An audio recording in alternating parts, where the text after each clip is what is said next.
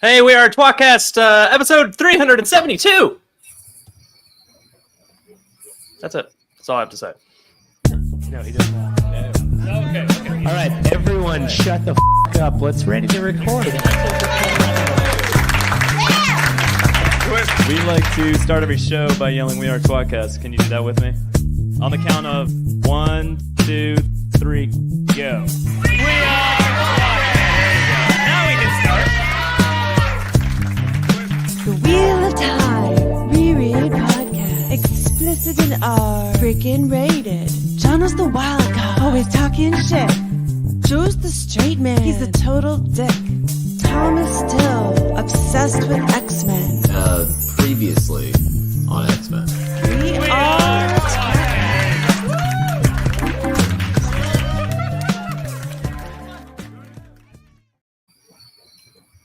Hiya, boys.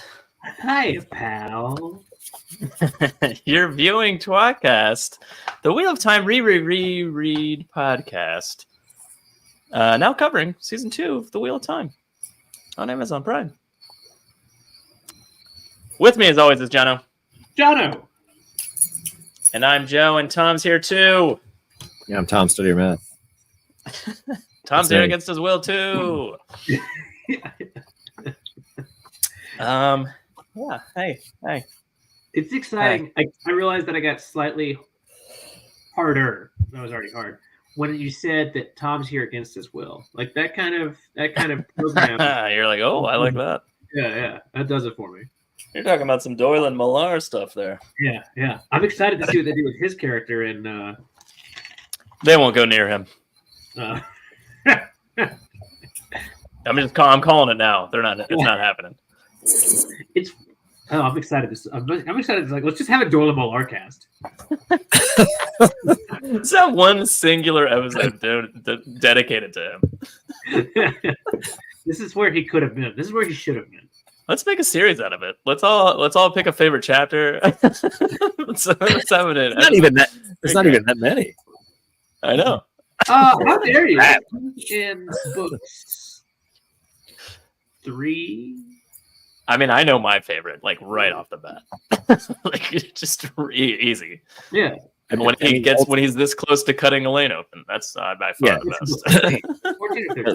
14. Yeah. Simultaneously the worst. 14. Yeah. So Yeah. close. It's true.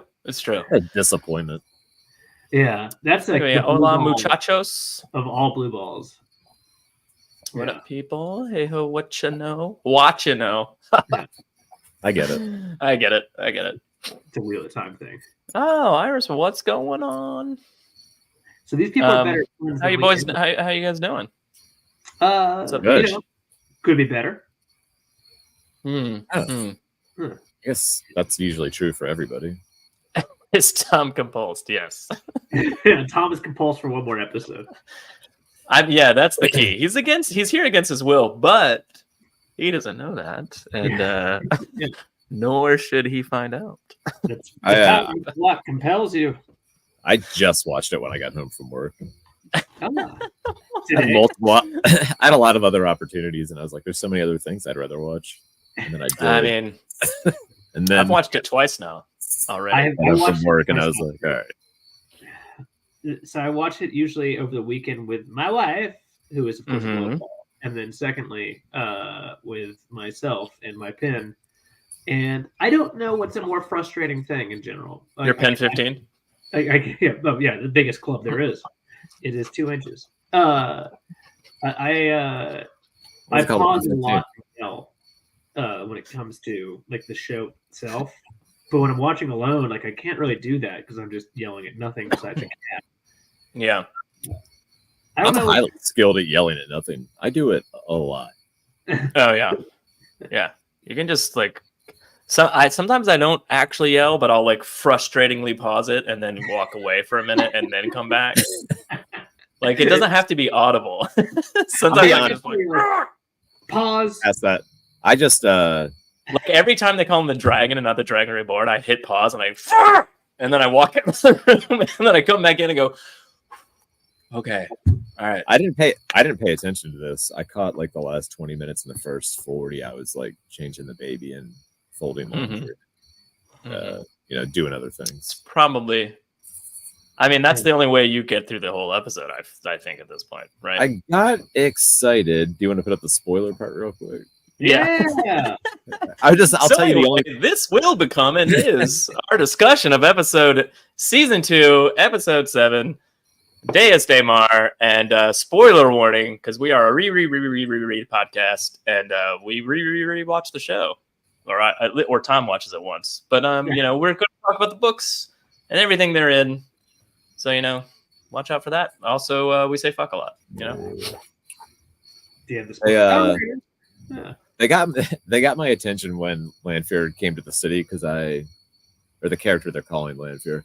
I hate so many of those characters so much that I was like, what if she kills them all? I would like to see that happen.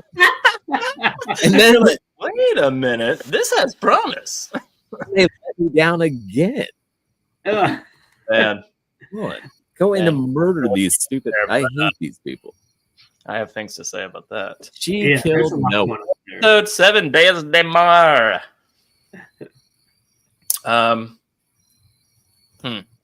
She was just showed up like spitting fire, and I was like, I can get behind this. Let's I can't wait to get to that. Like, man, I'm excited already for the twat. We're gonna have at least a 2-part response, or not response. Wow. Yeah, we're gonna do last year we did a season 1 overview. Yeah.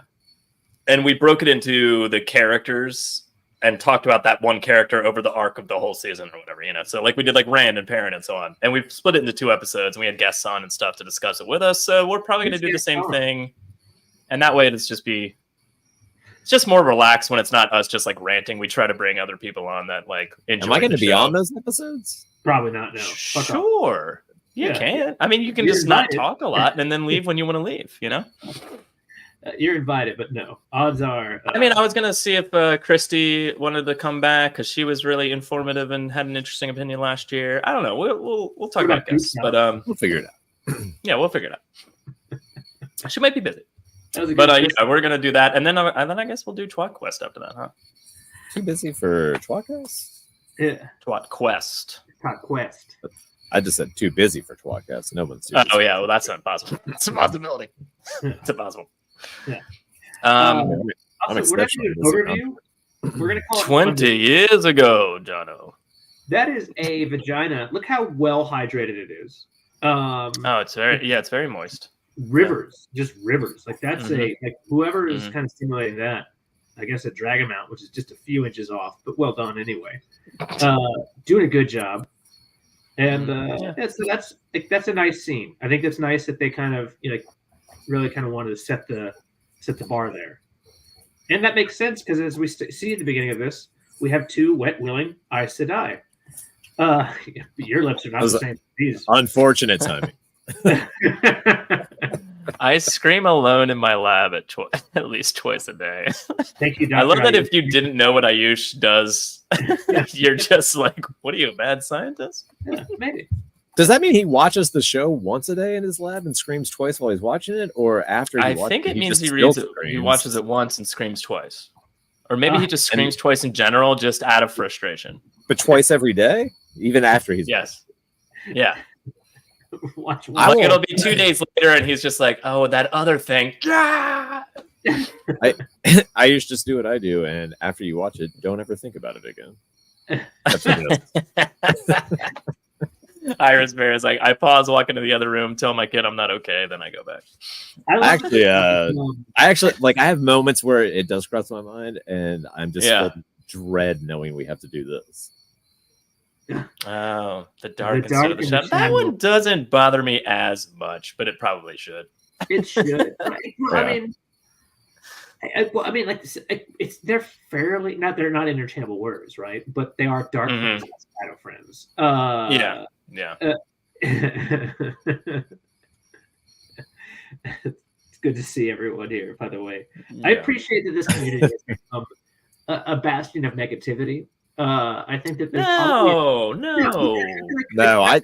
but there is an outlet for that, and I think that that's one of the things that I find the weirdest is that, like, of all the things, I want to be supportive as fuck. I really do. But at the same time, like, I also want to be honest. Like, I don't want to be sitting here and just journeying. Yeah, I want to be honest too. But so on that note, I enjoyed a lot of the parts of this episode.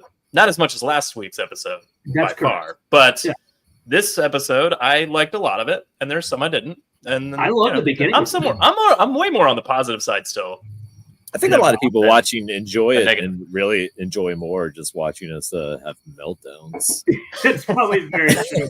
And look at these dumbasses who can't get past an adaptation. I know they can walk. They can walk away from it. And like those guys are. Look at these assholes that can't understand that a book is a book and a show is a show. Anyway, so young Moraine and young Swan, discuss what life will be like outside of the tower and how they don't want to do this forever, and they're just gonna they're going to put in their time, like their tour of duty, so to speak, and then they're going to retire. And they both kind of have different ideas of what that retirement will look like. But but the key is that they'll go, be off together, and then this happens. But go ahead, John.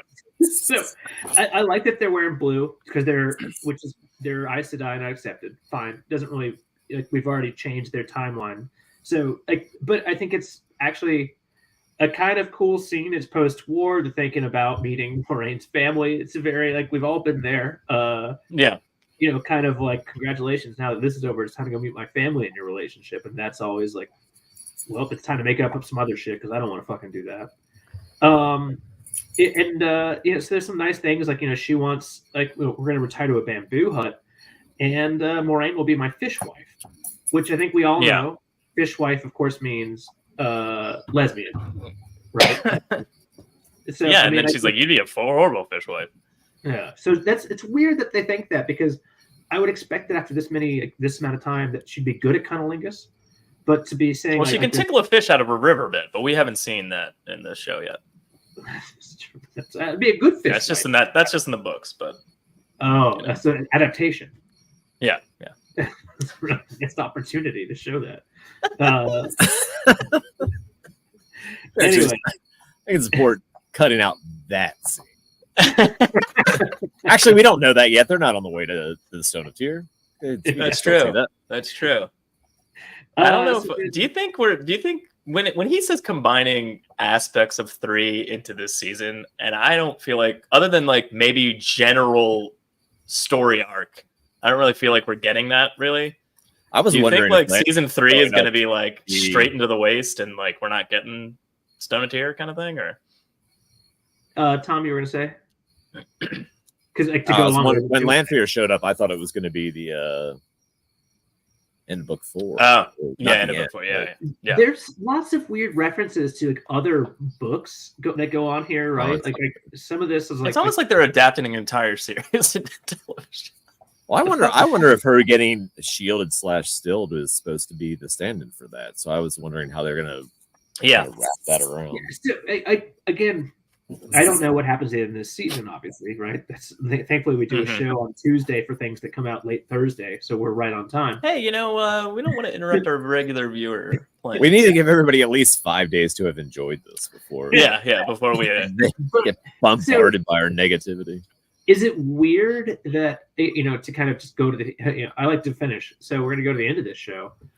We already have Moraine kind of living a little bit of the Swan existence and Leandrin technically because of the, tied off shield. But kind of it seems like we're being set up that, Swan is also a broken Amirlan, which is very Elida-esque, but at the same time ready to be overthrown, which is book 4 Swan. It's very strange what's going on here. Yeah. Beach said Moraine loves to tickle fish while traveling with Lan for 20 years just to impress Swan when they finally get back together. I like that. I think it's good. Yeah. It's very, very romantic. Yeah. I think there was a relevant quote before that too. Just keeping in practice. They did start the show The Hunt for the Black Aja this season. I guess so. Yeah. That was another thing. That so there's a little bit, I'm not saying and you know what, the thing that was said within this episode that I found an interesting turn of phrase that they reiterated twice just in this episode was that his banner will march across the skies in fire or something. They didn't say he would be fighting in the sky. Yeah. They said so I'm expecting a dragon banner in fire, on the clouds, and which is kind of similar to the dragon banner being raised outside the Stone of Tyr. I don't Also, know. Maybe I'm reaching there, but I'm like, is that what they're talking about? Like, maybe that's an aspect of it that's blended together. Then, I mean, rather than have literally a giant fight in the sky. Aviander in a cage is something that did not happen in book 3, but something similar did. Fair. Well, I can't. Let's finish this out. So yeah. So the cold open is Katara has her vision, and then we have a bloody baby on the mountainside. Yeah. Which and then I did like this callback to the scene matching this as she died was really cool. Yeah, I think this is probably one of the most well done, truest to the books things that they've done, and that's not like a knock at the fucking series. Like, this is your thing.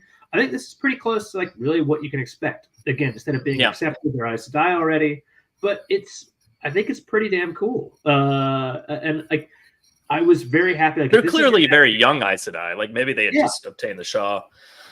Yeah. I was quite happy with this scene. Yeah, I liked it. I mean, I feel like it could have had a little bit more, I don't know, weight to it. Maybe the intercutting to last year's cold open felt a little like weak. I mean, like, why wouldn't they reuse that footage? Like, don't be ridiculous, Joe. But like, they're not gonna like reshoot that whole scene just to like show a baby. But like, I don't know. For some reason, I was just like, oh, okay, yeah. But the parts with like Swan and Moraine were fine, and then the parts with Katara was good. Yeah. Weird about her cat. It was kind of funny that she like they walked in, they're like, "Hi, how you doing?" And then she's like, "Ah!" And I'm like, there wasn't even like a build up to the conversation. They're just like, "Hey, do you wanna? You're being called to the hall," or whatever they said, and then just immediately like drops her tea. Hey, you know how I like stuff in the 90s?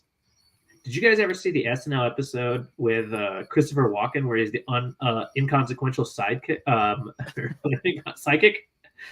I recommend you brought this up before. I feel like I watched it with you at some point, but I don't have like memory of it. Like inconsequential sidekick with Christopher Walken. That's what you need.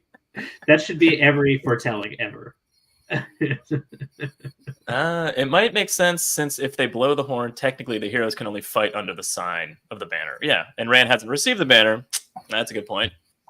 From Moraine, like in the book, so might substitute. That's an interesting point. I really like. For some reason, I have a hard time seeing them blowing the horn of Valyr in the next episode. However, that doesn't mean it doesn't happen. I'm just like, but if it doesn't, don't you feel like every person that reads the books is going to be like, what the, like kind of thing? Or they're going, oh, I get it. You only want to do that once in the show. Why are you doing it twice? It's a little weird, kind of thing. Like, I can't tell if I'll be upset about that or not. They used their season 1 budget for that scene at the end of season 2. Yeah. They knew what they were doing. Man. Yeah. I don't know. Moraine might pull the banner out of her pocket next episode. Technically, it's her saddlebags. Or it's as likely as anything at this point. It's very possible. We'll get to it, but like, man, the way Matt gets to Falm, what the fuck? Let's get to it. Stop it. Yeah, we'll get that in 5 seconds, but seriously. All right. Let's get into the rest of this show. Oh, sorry, that's Katara. So Moraine goes in to see the Amyrlin, and they basically have a quick discussion of like, we're not doing the right thing. Like, we shouldn't have done this kind of thing. Like, we're like, you should have told me you were stilled. And she's like, I couldn't. And it's very quick. It's not like anything is, handled well. I loved it. Did you? Okay. All right. No. Fuck yeah. All right. Yeah. I find it very interesting, kind of like the way that, and I'm not this like not interesting in like in a sarcastic way, like how they've kind of like flipped certain things, right? Because this is significantly borrowing from what happens at the beginning of book 2, right? Like this is when Moraine and Swan get together. Yeah, 100%. There's so much of this that's kind of flip flopped, but because of the way things have unfurled and unveiled, like it's completely different. So I was fascinated at first, like, holy shit, this is the scene from the beginning, right? This is, kind of really like exciting. The Amyrlin confronting Rand. It almost kind of works with where they were at the end of season 1. Yeah, it works at the end of this season versus at the beginning of the season. Yeah. It kind of makes sense. It's all been like culminating in them coming to like gathering. Quark's bar had like interesting. Is Rand gonna flicker in the big battle? Maybe that's not happening. Yeah, Well, I don't know. I mean, like I consider like Matt's weird psychedelic tea he drank was basically his flicker scene. So I mean, like maybe they do it in a different way, you know. I don't know. I had tWoTcast tea, and it's very rare. I didn't watch the preview. I didn't watch the preview either. Did you guys? Do you guys watch the preview at the end? I forgot. I purposely don't watch it. So I watched it, but I don't remember. I just remember being annoyed. So you watched it? No, it was like on while I was like walking through the room. Yeah. Because the show ended and I got up to do something, and then I was like, "Oh, this is still going." And I thought it was more of the show, so I turned my head toward it, and then I was like, "Oh, it's a preview," and then like I watched for 3 seconds. I was like, "This is stupid," and I just went back to living my life. I have a theory, by the way, because part of this episode or part of this scene is, Swan being upset that Moraine did not confide in her, despite 6 months of notes that Moraine had been stilled. Right. I have a theory. Yeah. I have a theory that this season is going to have an unnecessary mystery that's not at all relevant or useful. Season 1, who is the dragon and what does he do? Who is your daddy and what does he do? Yeah, that's I got that wrong. That's my fault. Season 2, is Moraine stilled and what does she do? And then I don't know what season 3 is going to be. It could just go back to being who's the dragon at this point, because Egwene is so much more powerful apparently than the actual dragon reborn. Was that a thing that we were supposed to be like be confused about? No. Moraine? Like, was a casual viewer just like, I wonder what's going on here? I don't think so at all. The answer is yes, because we have texted back or like talked back and forth. Like, is she not? Like what the fuck's going on? Like last season when it was like, we know. But it's one of those weird. There's so much going on in this that I actually find distinctly infuriating. But go on. Okay. All right. Are you still mad? I'm not mad anymore. I'm bored. I'm mad with some shit that comes up later that Lan, who should be one of the fucking best characters, says. Lan and Rand, speaking of which, have a little conversation. Austin Powers. Right. He's about to change coats. Lan's like, why are you just like Austin Powers? Put this coat on. Lan's like, do you want to borrow my horn rim glasses? I do like that at least they shoehorned in that he had been training with the sword, because like we don't get any training whatsoever, but then he does that move and he's like, oh, you've been training. Okay. And I'm just like, come on. Joe, draw glasses on his face real quick. Does it look like Lan has small hands? It smells like cabbage. Mole. There's like, this to me is like maybe kind of emblematic of the issue, right? In that like we're so close to getting to like the depth of what happens between these characters, but it feels very like not there, right? So not depth at all. The scene felt a little. Wait, Joe, put that last picture up again, real quick. Sure. That's all I needed. Okay. Is that it? You just wanted that? That was it. Okay. Just wanted to see it. But like, there's this weird reference to sword forms. All right, maybe he does, but if you're gonna, he learned from that old man. He's been in Carian for months. Do cat crosses the courtyard. You're back at. He's like, if you're gonna do this, do that. Yeah, like if you've been practicing sword forms, do this one. But then there's more. Like when he walks in to see the Amirlin, he like addresses her properly, and she's like, "Oh, I see Lan's been training you." And, like it's all those stuff from the book, but it's not. It doesn't feel like it, because it doesn't feel like there's been time. It doesn't feel like there's a bond between these characters. It doesn't feel like we've like felt them together as friends, like or not as friends, but as like colleagues. And that's the thing that's missing. I get that. I do get a little of that, Jono, from the way that they speak together. I don't think they've shown that well, but I do feel it a little bit with the way they talk to each other, as if they know each other well.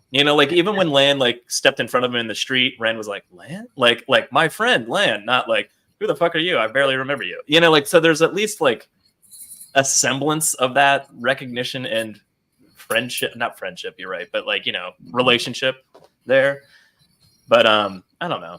It kind of This scene, although not great, did sort of get me excited for like future seasons when like Rand and Lan might be doing cool shit together. And the end of the episode too. So like there was like a little bit of that where I'm like, okay, I don't, as much as this isn't Lan and like there's weird shit happening for me, it was still kind of cool to see them like, all right, let's go on an adventure together kind of thing. So I'm just like, all right, I sort of like where that's going. Anyway. Rand talks to the Armorlin and she's like, you're super powerful. And don't you realize that? Kind of thing. Yeah. Yeah. So there's kind of some like intermittent. Like, how do you want to handle this? Because there's like some of these are quick scenes. Yeah, that's an excellent point. You know what? If we want to jump forward, we can. Like, if you want to describe, like, because Elaine and Nynaeve get chopped up, but it's really just like one scene, basically. Yeah. So if you want to talk about them, I guess let's just go to the whole fucking show, right? No, I'm kidding. But if there's also the random scene of here's Matt being bashed over the head by someone, and then he wakes up in the fall with Landfear, which should be a wet dream, with the exception of a lot of things. Tom, did you want anything on that one? Nah, I just sent you a text. What's that? I just sent you a text. I didn't really.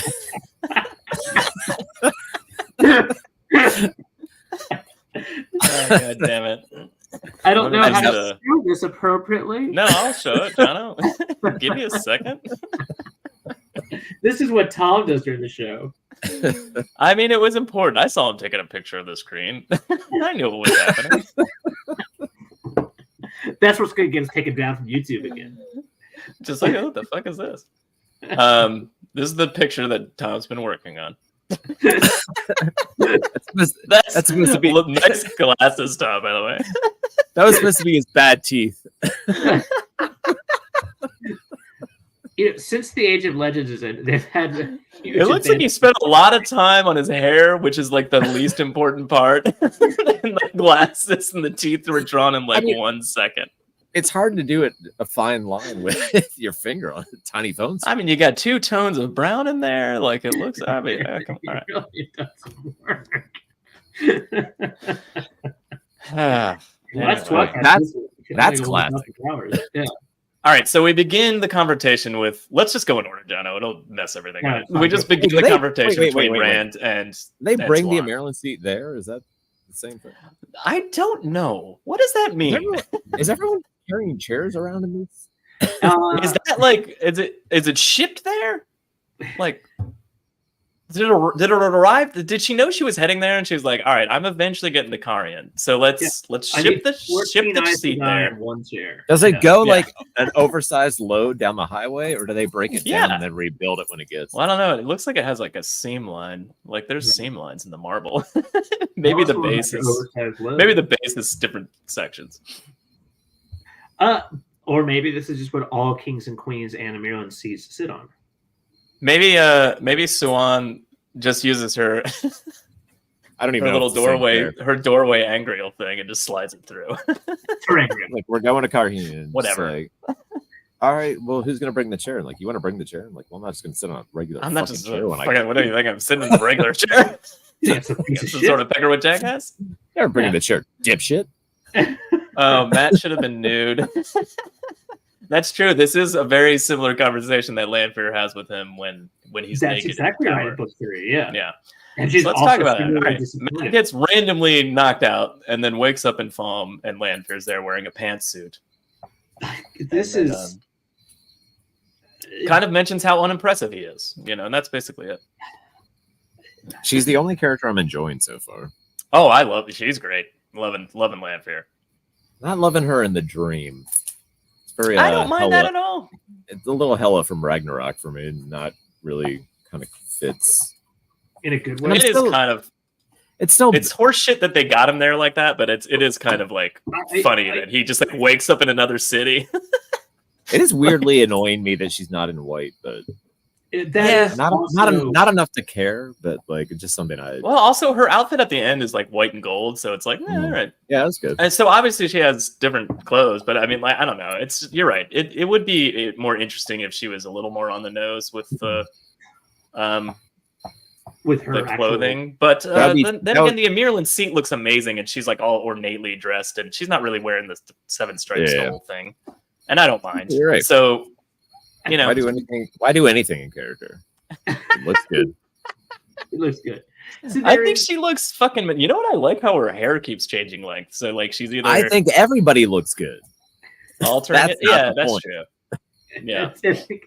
Dress up Rand like James Bond in every scene. I'd be like, well, I mean, it looks fantastic.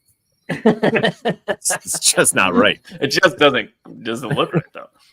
I think Rand, in the last few episodes though, with these coats and the shirt, aside from the blue I don't know, Japanese inspired one that you keep calling Austin Powers. I think they're pretty cool. Like I love the coat that he wears when he goes to talk to Yammer.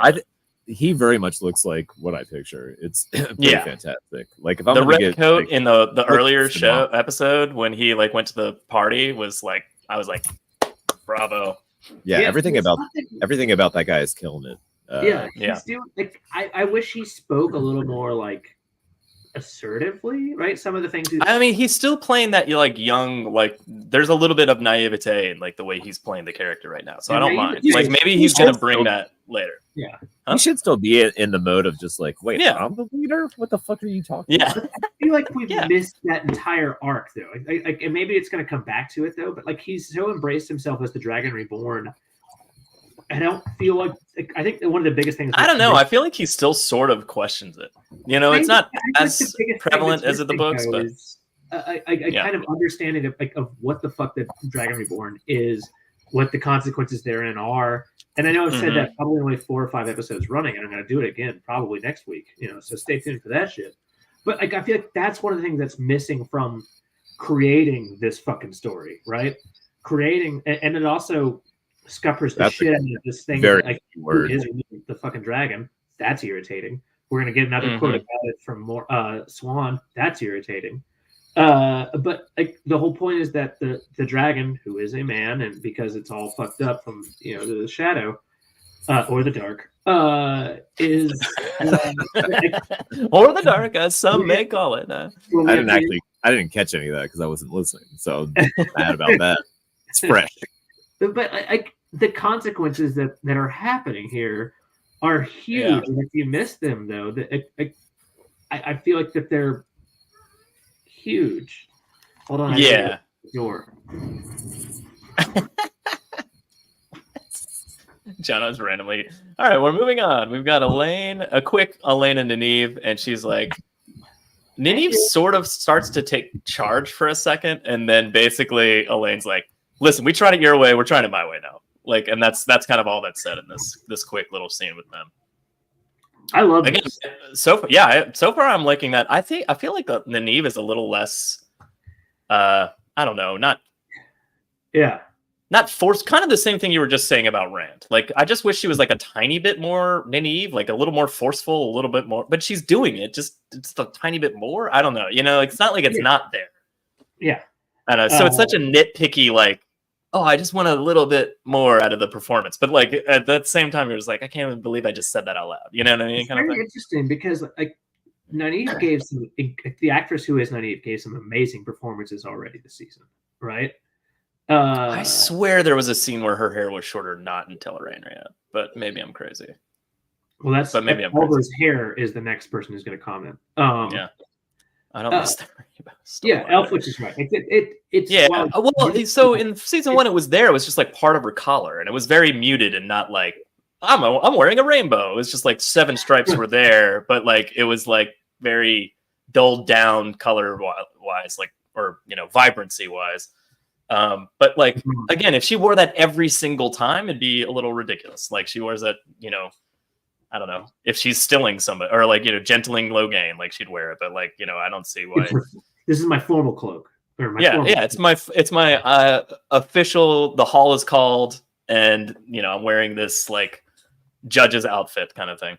Yeah. But as far as it's kind of weird to me that, like Nynaeve, who'd given so many good performances beforehand, is now like being like just very subdued, and Elaine is kind of speaking for all. Like just seems like why not have them kind of be a little more dynamic other than Nynaeve just kind of being just wrong over and over. Mhm. I don't know. Not the way I would do it. Nynaeve has been timid and unsure all season. That's sort of what I'm talking about. So not necessarily timid because she does some badass things, but it's like rare that the anger flows out instead of like often, which should, like for instance, when her and Elaine were running away and Egwene got captured, like I wanted more of her being like, yeah, and like blowing somebody up before, before running away, like just a little bit more, Yeah. Nynaeve is not pulling her braid enough. That's true. That is 100%. And that's probably just, maybe they forgot to read that chapter. Nynaeve's still recovering from the arches? ? Yeah, for sure. Very well. That fucked her up like big time. Or did it? Because technically the arches is supposed to kind of wear off. You almost forget half of it, but whatever. Not for everyone. She was very sure about that dirty water glass. Anything to get out of your homework, you know what I mean? All right, so right after that, we quickly cut to Egwene's out with the Suldam, and they're about to train. But again, the only thing that's said here real fast is like, don't fuck this up for me or I'll fuck you up later, kind of thing, by Renna. So, and I don't know if you want to do it now. We'll wait for Tom, I guess, but we'll just mention real quickly the weirdness that is the pacifier fetish clearly some writer had. Is it a fetish? All right, I'm gonna write that down as a great response for anything. Is it a fetish? No, I don't. Tom is back. I don't mind that look. It's a fetish or not? The pacifier for the demoni. I think it's just yet another way of constricting them. An unnecessary way of constricting them. Yeah. It's so weird because you don't need to if they're trained, you don't need it. And if they're not, you need to train them. Yeah, but these are being trained still. Yeah, that's a good point, Tom. Nah. It doesn't even fit like stylistically. Like also is the Aes Sedai there? I didn't it's like if you're coming up with a costume and it's like let's make something that makes sense and so explain to me how this makes sense. And this seemed like a missed opportunity to have that blue Aja sitter there, or what's the other one? The one that just got captured, the yellow Aja, Rima. Like you could have had her there. Maybe she hasn't been broken yet, though. Yeah. So maybe she's not to this point. I was going to ask Joe, but I'll ask you first because I care about your opinion half the time. What do you think about this kind of testing of the strength that they do? Just the test itself. I didn't watch it. I mean, it was on. I heard they call it an iron bit, which works for me as a bit that is used for horses for control. Gotcha. They being the show people. Okay. All right. So you heard though. I heard maybe Elfwitch talks to the show people. I don't know. Or maybe Elfwitch watches. But do you know what I mean? Like, I'm just a person that watches the show. I don't read extra things. I don't hear extra things. I just see the show. So you were genuinely asking how she heard? Oh, okay. No, I just mean so Megan was there. Okay. Thank you. Anyway, sorry, Tom. Go ahead.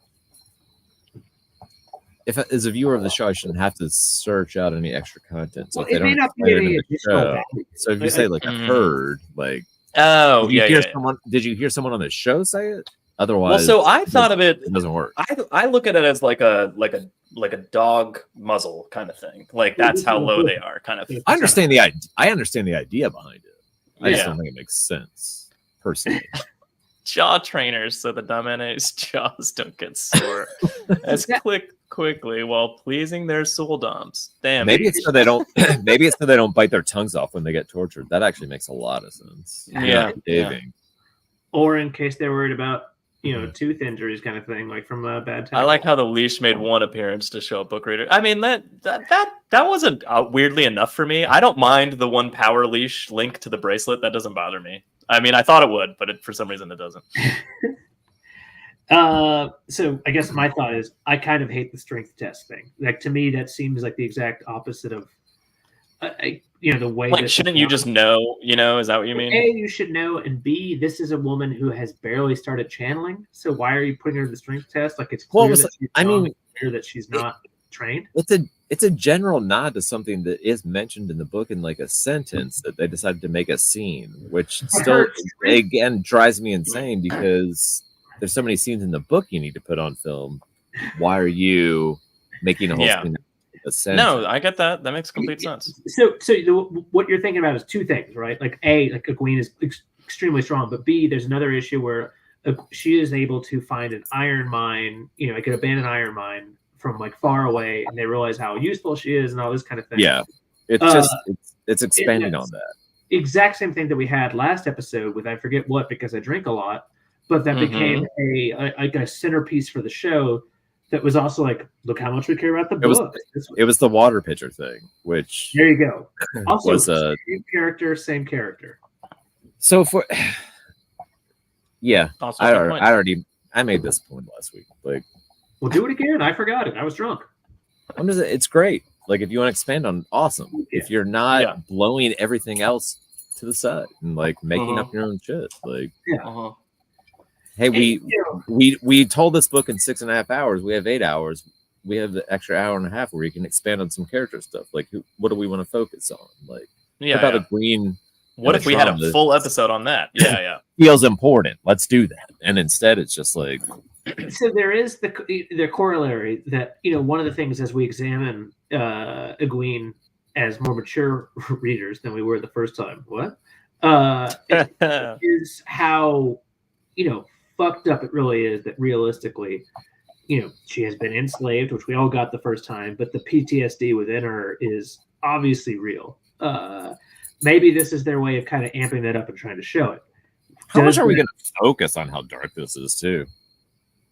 A lot. Did you not watch last episode of this episode? Yeah, real quick. I wasn't trying to give Elfwood shit. I was just like, but she's just saying like, that's a good play. Like they should show us, and you shouldn't have to figure it out. Yeah, a lot of people explain it away like, oh, I read this or this person said this, and I'm like, yeah, but I don't. That doesn't count for me. Like, which is fair. Yeah. No, I get it. I don't think she took that the wrong way. Hopefully she didn't. Okay. I don't want to offend the people. Renna doesn't know Egwene is a trainee. Presumably all Damani have no training. That's true. Oh, that's a valid point. Well, that's interesting. I wonder what they do know. I haven't watched closely enough to understand.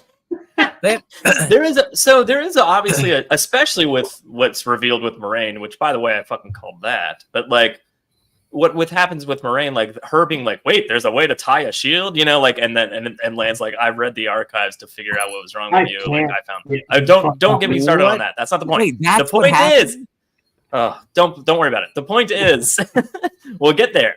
The point is they're showing like a lack of knowledge with the one power in certain spots, and I think like it's reasonable for them to be like. Maybe they can't judge strength as much as they can in the books just by like looking or feeling it, the aura or whatever. I don't know. And I don't. Maybe this is necessary, is what I'm saying. Seems like an important change. Yeah. Glad I made it. Sure. Somebody else said, Elfwich said no offense taken, Tom.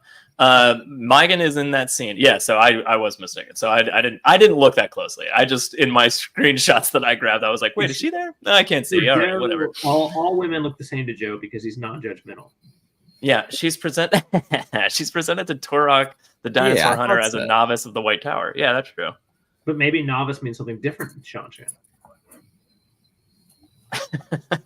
Let's just leave it at that. What is this? Because Turok or Soroth knows something doesn't necessarily mean anybody else does. Yeah, that's true. Like Renna might not know. Like it's not like Turok's like, hey, I'm the High Blood. You wanna hang out? Did DK have a good point? I think the answer is yes. Last episode they said that not all can sense channelers. Okay. Oh, okay. So my name's I read everything and listened and paid attention. Oh, my name's Wyman Wild. Oh, I read it. You guys got him real good. Yeah. Oh, here's my name. Perceptive. Yeah. How dare you? I pay attention. He's probably still watching, but through tears. Yeah. We have this quick here's an Ogier map of the city thing with Cho Chang from Hufflepuff, I think. Who is the bald ace that died? They keep coming back to her. Like I noticed her on screen 3 times, and I wasn't. That's Joya Bayer. Actually, that's Rafe Judkins, just incognito. You know how like Peter in like Peter Jackson puts him. That's Rafe Judkins is in the back there. He's that guy. That picture is hilarious. Oh man, what's his name? Maxim? Can't stand him, dude. Is he trying to get hurt? Stand him. Yeah, I can't wait for him to die. That's like, gotta happen. yeah, like every aspect they add more to him. I'm like, ugh. They like him so much. On Maybe screen again. Maybe he'll end up being the Dragon Reborn. Yeah, I think so. I mean, look at him; he's a badass. So why are we spending so much time with these three people? I don't know. Maybe because Alana's like important later with the Rand thing. You know, is she that important? Yeah, not really. And they might not even do that. You know, like if that's something to be cut, that's kid cut. You know, like this line may. Like Varen just like I want us all three to be together in case there's a Forsaken. No, Alana said that, not Varen. Oh, you're right. Yeah, I'm sorry. Yeah, Alana and her orders. What if there's a Forsaken in the city? Might be good news. There will be. Congratulations. Yeah, good news. You're not wrong. But then 2 seconds later, you let him leave, which is also weird. Weird choice. But also, Landfear runs wild through the city and no one does anything. Hold on. They call nothing. Rain. Tom, they controlled the weather, which you're not really supposed to be able to do. Yeah. No one even you can, but no one even considers confronting her. Probably the smartest thing. I kind of had that in my head too, Tom, as that fight went forward, and I was like waiting for the confrontation. Yeah, I think it's just causing distraction so she can slip into the city and like she was just slowly marching down the street, blowing shit up. Yeah, but once she blows up in the gates, like you don't see her again until the end. So like I think she was just like, I'm gonna fuck shit up out here, so they all run to the gates, and then I'm gonna be in the city. So like if you view from that angle, it's different, you know. Nobody even walks outside and they're like, what's going on here? They just walk out and they're like, fire. Put these fire on, I guess. Well, let's make it rain. Yeah. All right. So Maxim. Awesome. Someone pointed out Maxim is showing a Dark Friend sign with his hand. Really? I don't remember that. I wonder what that is. This is a dinosaur hunter. That's an old joke. Jay Abbott. It's an old joke. Jay Abbott must be new here. Is he doing like a 9? I guess. Wait, is it the finger between his thumb between his fingers? Is that a Dark Friend sign? Yeah, it's the classic I got your nose. Everyone knows that's a Dark Friend move. There is some like weird sign thing that happens, and I forget when and where. Every Dark Friend has no nose. Yeah. That's his signal. Check out what I got in my hand. Is that a nose? You bet it is. There is some signal, and I forget what the fuck it is, but I'm not going to pretend it's. I mean, someone will tell us. Yeah. So again, more people more qualified than we will tell us. All right. So the last question though is where's Leandrin? And we cut to Leandrin, who wants to speak with our good friend. Yeah. He's like, I'm more concerned about where Leandrin is because they're talking about Varen. Yeah. And then we cut to it's a Dark Friends party. Who could ask for more, you know? I mean, this again, we cut back to this scene in a minute. So, like, this scene currently is just, hello, I'm here. And she's like, okay, welcome, you know, and then, you know, we're moving on already. Exactly. So Lan's conversation with Moraine here, like, I don't hate it, but also it's just like, why are we in this position in this season? It's a weird, I don't know. So, you know, he asked her, like, have you ever thought about ending it? And this is actually so again, I think that's him. Go ahead. Sorry. This is an homage, briefly. I hope to Satel Anon, you know, the innkeeper in Nebudar, because like only 2 people have never killed themselves. That have that's not what that is. That's really deep cut. I don't think that's the case either. So you know. I mean, there's only 2 options. Why can't it be? You know, way too much. I don't think that's the point, though. His point is, did you feel this way?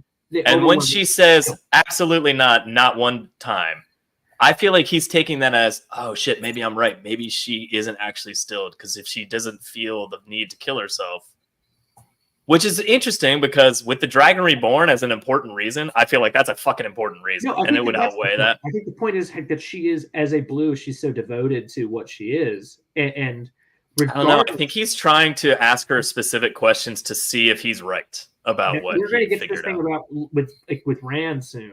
When Rand is shielded, that Rand just feels so depressed just from being shielded, which is wrong according to the books, but whatever. So it confronts him there as well. Yeah. So Beach is onto something. Book Landfear would definitely do that.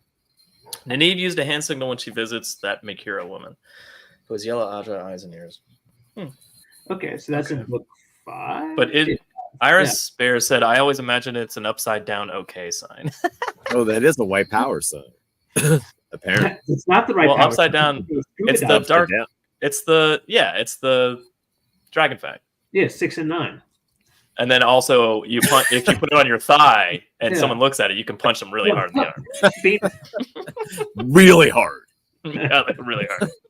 I'd say that someone's a dark friend got weird bruises on their thighs. Wait a minute. I knew it. You've been checking out dark friend signals. We have to change the signal. This scene I did like, to be honest. I don't know which one you're talking about, Aish, anymore. Maybe it's the Rand. I mean it's Moraine Lan scene that we're talking about. Maybe it's that also. The interaction between Leandrin and Barthanis. Yeah, I liked it too. Oh yeah. When we get to that, that's very interesting. When we get to like the full part of it, I don't disagree with that. I like that, except for Barthanis being the little lad that likes berries and cream. Joe nailed it already. Yeah, it's still in your nose. We all know.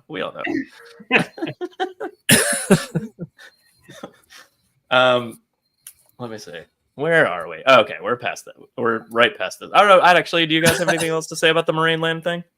No. They're basically trying to make up, but also I think it's like I said. I saw it as Lan trying to get that like a little bit of information out of her to be like, oh, I am right. She is tied off, kind of thing. That's what I took that from. Maybe, but I also think that it shows her devotion to, to her duty, right? That she views as the most important thing. Sure, and I think that's I think that's why, if that's what Lan is doing, why that's not a good assumption to take away from it on his part. Because I think you're right. Like, I think that is showing her duty to like the Dragon Reborn and like what she thinks is a higher calling that goes beyond being stilled. But I think that's what he's doing here, is like trying to be like, oh, am I right about the thing? Because the very next scene with Lan is him going to Logain and going like, hey, what do you see when you look at Moraine? Kind of thing. Like, I think he's the last bit he's revealing it to her. So anyway, come all over her. Yeah. We cut back to Rand and the Amerlin. That chair was definitely not there before she got there. No, they set that up. She has servants running around. All the workmen rode around the backside of the palace and delivered the chair inside while she was promenading around out front. With what was in that room before the chair got there? The sun throne. They just drug it out. Like, get this shit out of here. Yeah. What the fuck is this? The sun throne? It's a one chair only room. Get out. Good job, Frankie. Whoa, Frankie. Whoa, Frankie. That's my wife, Frankie. Tom, do you ever play Cool Jerk for her?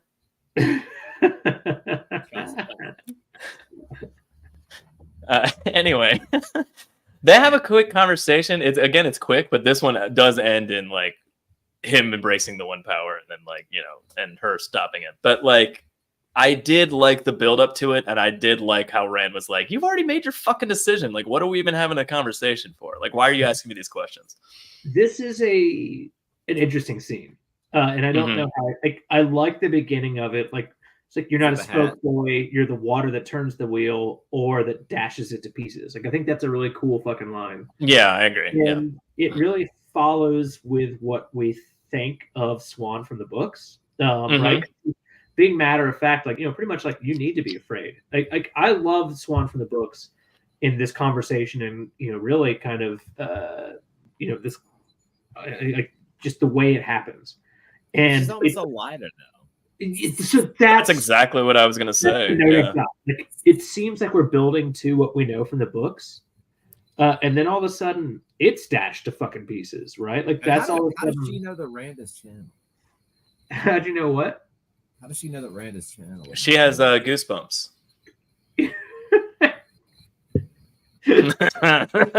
So They changed that for the show, Tom. The women get goosebumps when the men get Wait, does channeled. that actually happen? No, I'm No. kidding. I'm kidding. we don't know. We really don't know. The weaves are not really kind of described as such yet. But No. again, we're building to something. She's like, he's like, "What are you gonna jump on me?" She's like, "No, of course not." That'd be But- stupid. I'm gonna take you back, keep you shielded, only take you out when I need you, and cart you around and call you the Dragon Reborn. Sounds exactly like what Elida wanted to do. or the dragon, depending, right? I don't know. Yeah, or the dragon. Yeah, So I was trying that's so where all of a hard. sudden, like we said, it was like fucking Elida just became in charge. Like, what the fuck is this? Like what is like? This is like, and not only that, like her issue, as we find out in a little bit, is because Moraine's not there to guide him. Therefore, I have to just hold him in a cage. Like this, the amount of dumb nose jokes below me are amazing. yeah, it's fantastic. But It's never to stop. like this fucking scene is Like killing the horse, which was dumb. Just take the horse and you have an extra mount. I thought that same exact thing. We talked about it. But also in defense of that, like they don't plan to keep going. So I mean, there's that. I absolutely love, by the way, that we just chat and everybody just riffs nonstop. I know, it's fantastic. Yeah. Yeah. But like this is so fucking just dumb. If Swan can't Moraine's not there to fucking control Rand. Guess we just got to put him in a cage. Like, there's not a second person. There's not someone else you can trust. You can't. Like, we don't have Taviran, right? So that's an interesting thing that's missing, at least as far as we ever heard of. So there's not just a path that exists that kind of we can all expect something to kind of follow based on fate and fortune. Yeah. Do you But think Swan's gonna die, or do you think she's gonna be stilled and continue on as a character? Oh At my this god, I point- hope she dies. I hope she is still as a character, ends up in the middle of the is it Wachatu? What if she just doesn't escape and she's just like in a dungeon in the tower? They could bring her out in like season 8 or whatever, and they're just like, "Look, she's still around. We freed her." Like when Egwene comes to power or something. Like way down the line. I'm just saying, like that's a possibility. Like maybe Egwene visits her when she's a novice. Like I just think You it's know, funny you said, what if she doesn't die? She just disappears and then she comes back in season 8 and they're like, "Hey, look who it is. We freed her." I'm like, "That's Moraine." yeah. I thought that as I was saying it, I was like, Got them mixed up. well, they're not going to do that, Tom. They're going to keep her around forever. Tom, your microphone sounds like shit all the The time. chair converts into her carriage. Where did that? Man. Man, I missed that comment, Elfwitch. That's amazing. And then Is it an Autobot or a Decepticon? these are great It's questions. the Armament seat, so it's hard to say. It's clearly a Decepticon. But secondly, It just changes with whoever's the Armorlin at the time. Yeah. Like Blue Aja, Autobot. Red Aja, Decepticon. I do feel like there's at the end of this episode, right? There's like the potential for Swan to just become Elida as we know her, and I feel fine. Or because Mhm. she's already a broken Amerlin, like that it's a clear thing for the Black Ajah led by Leandrin or whomever, although Yeah. Leandrin, to just force a coup because Yeah. she's, clearly inept. Oh, see, Is- Iris said the same thing I said. So wait, before you Leandra's know. going to force the coup and become the leader of the Black Aja? You really think that? She's so like How does the halfway in Black as I think that they like again she can help foment the coup to overturn Swan. 'Cause that's- You said the fact that a single woman was able to stop Rand from channeling is insane. that's also Only the Landfear. fucking point. yeah. That's- So it is and it isn't. I mean, like he's young. He wasn't like pulling in his full amount, right? Like, is it not possible to like stop him when No. he's not like? No, he's right because that would mean anybody could stop him. so, Basically. so That was kind of her point, he- though. Like, How is he anyone supposed can to? stop you right now. This is ridiculous. You should be stronger than this kind of thing. But they're accelerating so many parts of the timeline, but not that part of the timeline. Like, how's he gonna win any fight? Yeah, so that's the thing, right? There's a question really about Egwene, who has barely been really taught at all either, right? She can blow open a fucking cloud of air in a ring wide as fuck that people in the goddamn city feel it. Whereas a lot of it is cast. I mean, I did hear that. So like, really, yeah, she was cast earlier before the season even started. At least being on TV. Oh, Beach brought up a good point. Like, you could keep her around, but young Swan is just a new actress. That's very possible. Like, if they do that weird, like, stilled makes you younger thing. I don't think they. But they didn't do it to Logain, but that doesn't happen to the men, does it? So disappointed. It does. So disappointed. Because she has held the 3 oaths, it's going to make her look different. Yeah. God, I love they better not fucking ever recast Logain. Like, he's fucking amazing. Oh no, yeah, he's too good. Don't do that. But like, I think that there's just such a weird issue with how, like, she makes a point. You've been channeling for 6 months, boy, and you can't do a goddamn thing. All right, so let's pretend he's never, grown at all. We know his potential. Well, we can assume, we believe his potential is like the fucking highest out there. And Egwene's is very high, especially for a woman and especially for this time. But it's not the fucking same. There's a magnitude, several maybe, between them. And that just infuriates the shit out of me. And it just should not have happened. I was mildly shocked when that happened, to be fair. I was like, what the fuck? I was just kind of maybe I was more willing to like roll with it with the show and just go, okay, let's see where this goes. But yeah, you're right. That shouldn't have been able to happen. In the beginning of book 2, it also happens to Nynaeve, right? Mm-hmm. At the same time, Nynaeve and Rand are still on different echelons. And that happened to Nynaeve with the Leandrin in the kitchen or whatever, Yeah, that's true too. And in the season, I mean, So like Leandrin did go like, I'm cutting you off from the source, or whatever. Which was a perfect usage of the text from book 2. But yeah. Mm-hmm. Anyway. All right, well, let's get to all right, so Rand is shielded. Yep. And then we get the actual test of strength. Oh, I did hate, real quick, the last fucking line is she actually says it would have been better off if you were a girl. And that fucking killed me. Like that's what? Really? Why? Because the whole of all lines? Yes. They've presented the idea that it could have been any of the 5 of them in the first place, though. So that idea exists already for a full season. Like, what's the point here, though? What's going on with Sidene? This is like the dragon is like the amount of it doesn't fucking matter. I guess yes, you're right. The salient point is they presented alternate history, so fuck me, or a potential too. Yeah, the potential to. Fuck you. Yeah. This is cool.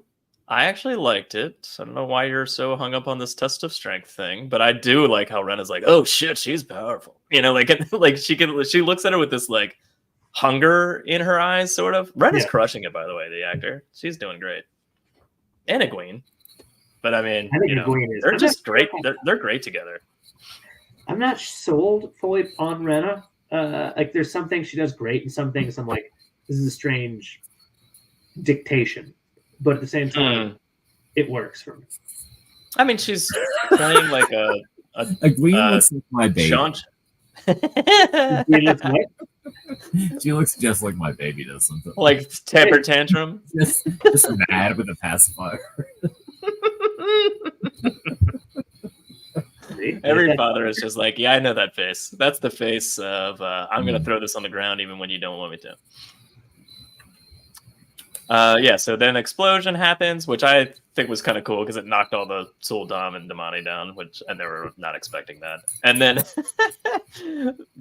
like the weird Zack Snyder cut of the Justice League, Superman screams are heard in the city by Loyal. So weird. And Loyal gets to meet Egwene and Elaine. Yeah. Oh, first these kids mock Loyal, which I loved.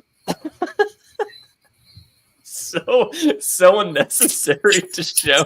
They're like holding this fake horse, like, oh look, it's you, and like as he walks by and laughing at it, and I'm like, Jesus. Maybe they're also getting ready for a horse trollic, like for a puppet horse trollic. Yeah, I was like waiting for that, but it didn't happen. So they took the part where like people are afraid of the Ogier because like they think they're trollocs. They're also like big, yeah, not necessarily human creatures, to just like children mocking them in the street. Yeah, they get horse. Yeah. Yeah. Children mock them in the streets. Instead of being scared that it might be a trollic, they're just like, fuck you, big guy. What are you, 8 feet tall and built like a brick shit house? Whatever. Bitch. You can pick them up by the leg and bash their skulls open like they're fucking cracked. I have to say, there was a brief, and it was brief, but there was a brief inkling of Elaine being a bit of a bint here. When she like self-satisfactory smiles and like nods at Nynaeve, because like Loyal's like, oh, the daughter heir of Andor, blah blah blah blah blah, and she's like, see Nynaeve? And I was like, you son of a bitch. I got to be honest, Joe. I feel like you've been looking for this and waiting for it. I probably have, yeah. No, I'm waiting. The hints are there, Tom. You just got to be patient. It's gonna happen. I'm gonna hate unless Elaine. you forget, I think currently she's crushing it, but I'm gonna hate Elaine eventually. I mean, even in the book, she's fine until. Yeah, fine. She did steal an apple. Into 3. Yeah, she did steal an apple. Fuck. End of 3. She's bad at the end of 3. Not fully. She's just actually she's still the at the end of 3, her and Nynaeve and Egwene treat Matt like shit after he saves them. Yeah, it's she's the worst. very end there. It's the very end. The beginning of 3, she's fine. Yeah, all the way through the end. Anyway, like until the end. Anyway, so that's really it for that scene. You get ready for the next one? Yeah, they're standing. They're standing in the middle of a sandy ass. All those kids deserve an ass whooping. Again, I thought Loyal was talking way too fast. That's interesting. I mean, he kind of was. They're like, hurry along, Ogier. we got a time to get down to. The show, after all. And then he's like, show? Wheel of Time? It's a good point. You should sound like that one guy from the the Never-Ending Story. I love this portrayal. I love this portrayal of Elaine. I agree. I mean, she's doing a great job. I'm just saying. I assume the Elaine actress is if they make Elaine how she is in the books, I will eventually hate her. That's all I'm saying. I haven't caught a lot of Elaine. Yeah. Well, I mean, I don't know if I purposely find something to do while she's on the screen, or if I just have to do it. Yeah. Well, also, she's barely been in the show. I mean, she's barely in the show so far. All right. Yeah, I think I just happen to be. You guys are sexist. I'm the only one who cares and watches. This was my favorite line in the entire season so far, where Matt says, "Is this a sex thing or a murder thing? Because either way, can you stop talking? Can we skip the talking?" And I was like, "Fuck yes," because Ishmael's like, "I'm gonna make you some tea." And Matt's just like, can we get past this bullshit? Because what the fuck's happening right now? I fucking loved it. I like that he had no third option. Yeah, it's like, is this a sex thing or a murder thing? Because otherwise, whether it's murder or rape, let's just do it. Yeah. Whatever it is. Hey Matt, what if it is just 3,000? Yeah. What do you guys think about Ishmael making him tea? I want to know what he's whittling. I'm fascinated by that. He's not. Is he? He's not. Or was he's he just scraping. He's shaving stuff into like the tea, isn't he? Or maybe he is actually whittling. Yeah, I thought he was scraping shit into the tea. That could be. It could be. I'll be honest. I'm not up my my ayahuasca tea. Yeah. See, that's bait. That's the ask. What's your first favorite line? I'm not going to do it. Oh yeah, that is bait. But what is your first favorite line? Yeah, cut. Mushroom whittling. Carney. What if he's making the tiny statues? He's whittling the ayahuasca bark into the teapot. See, yeah, he is. Okay. Yeah. I had tWoTcast. He was definitely whittling, and it was the worst whittling I'd ever seen. It's awful whittling. Yeah. That was like that needs to be your review on Amazon. Yeah, like one star. Worst. 1 star. This is the worst whittling I've ever seen. That's up there with like reviewing the White Album that you ordered from Amazon on CD, and you're like, CD came scratched, 1 star. White Album sucks. Yeah, it can't be a review for just this episode. It needs to be the whole season. Well, yeah, that's very true. What worst whittling I've ever seen? Yeah. 1 star. If you see the whittling, and I know whittling, that was bad. So I will say this: it's very impressive that one of the things in technology that has persisted is a 15-minute sand timer. Yeah, I liked that. I thought that was interesting. Yeah. He says 15 minutes and then he turns the thing over. I was like, really? 15 minutes hand time? All right, I guess you would. Yeah. Yeah. All right. And then speaking of sand timers, let's go to Sand Land, which is somehow in the middle of Toman Head because they haven't gone very far. It's an incredible. I mean, it's a very arid land, apparently. I like how so she's like Perrin goes like, oh, there's someone up ahead, and she's like, you have good eyes, and then Bane is just like barely hiding behind a rock. I'm like, everyone can see you. In their culture, they don't see women. Also, oh, that's true. My culture, yeah. This is first Bane and Chiad. What do you guys think?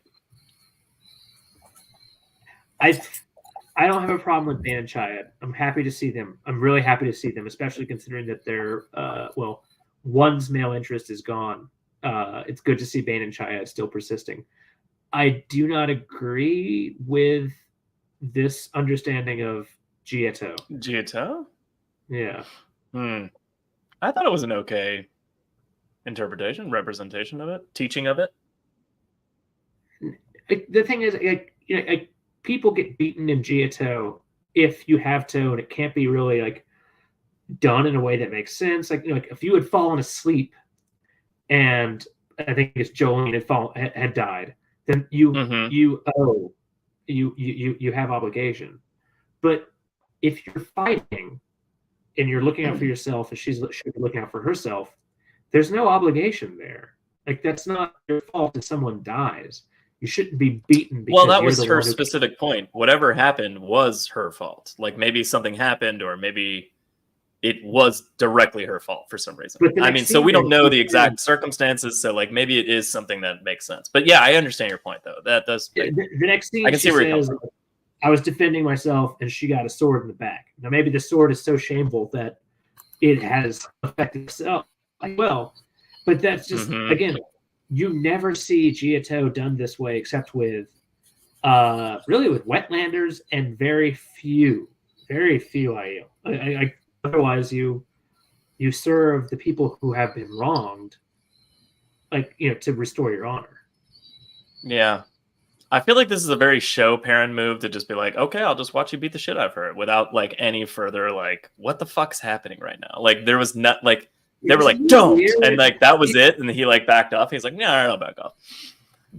But and you're just like, you just met this chick, and you're not defending her. Like I feel like he would defend her, whether they told him to stop or not. I to bring up the fact that the wolf had a red rocket though thereafter because he likes to watch it. Yeah, he was getting real horned up. I don't know. I liked this scene overall. It was fine. It didn't bother me. You like to watch women get beaten? Yeah, I mean, who doesn't? Wait, no, that's not a response. Edit that out. No, we all heard it. No, I just I thought it was good. I mean, it was a good like quick introduction. I did like the kind of nod to when she spends more time with Rand in like later books, like when later on when they're talking and he's like, oh, sort of like how you owe me to, and she's like, it's shameful for you to bring that up to me, but yes. And I was like, that was the little like nod to her teaching somebody the ways of the Aiel was pretty funny to me. At this point, we got a lot of comments. Do you think that Rand is going to have the three girlfriends we expect? I don't know. I don't know. That's a shit answer. Yes or no? God damn it. It's a little early to tell. Maybe if they all ever get in one fucking place, or he actually meets them, aside from the 2 seconds he met Min. He hasn't met Elaine or Abienda yet. You know, like, so it's hard to say. You know what I mean? Like, I don't know. It's just hard to say at this point. Well, he hasn't met either of them at this point in the book either, except for Min. Well, he met Elaine. They've already had their little. Oh yeah. Well, they couldn't. You know they couldn't afford. They couldn't afford Cam in the first book. They had a Pitar Balan. Yeah, yeah, because that was in the first book, right? Yeah. So, Joe, again, is it yes or no? All three or no? Well, at this point, I would say no. Tom? Do you want my real answer? I want a yes or no. Are they all going to be... Oh, the hand talk was nice. Yeah, why not? You're going to go to the sure? Nice still in Yeah. the beautiful teapot. I'll say yes. I will kill you was my favorite line of the show. Yeah, that was a good one. Chiad as a homewrecker. The IEL have the same idea of invisibility as Drax. The surefire way. Bane's just eating chips slowly. Crouched behind a rock. The same sense of humor too. That's true. Yeah. Yeah, that's it. I absolutely hate that the IEL would expose themselves walking on top of a ridge. Okay. It's cinematically interesting looking at all those years. Well, that's good enough. Yeah. That's what this is. So Alpha Witch is with you, Jono. Yeah. Oh, interesting. Yeah. I agree. Abienda's pride is being emphasized here. There's a lot of good comments here, guys. So the pride is an interesting, because she is overly prideful, right? The wise ones say it. I'm interested to see if she can even channel, but that's another issue. But again, her pride should not be. She thinks it was her fault because she has too much pride. She asked them to. Okay, I don't hate that either. Doesn't that also? Your G and my O, they seem very kind of intertwined, right? Yeah. They can just say that your toes, they'll do the different. They don't hand talk.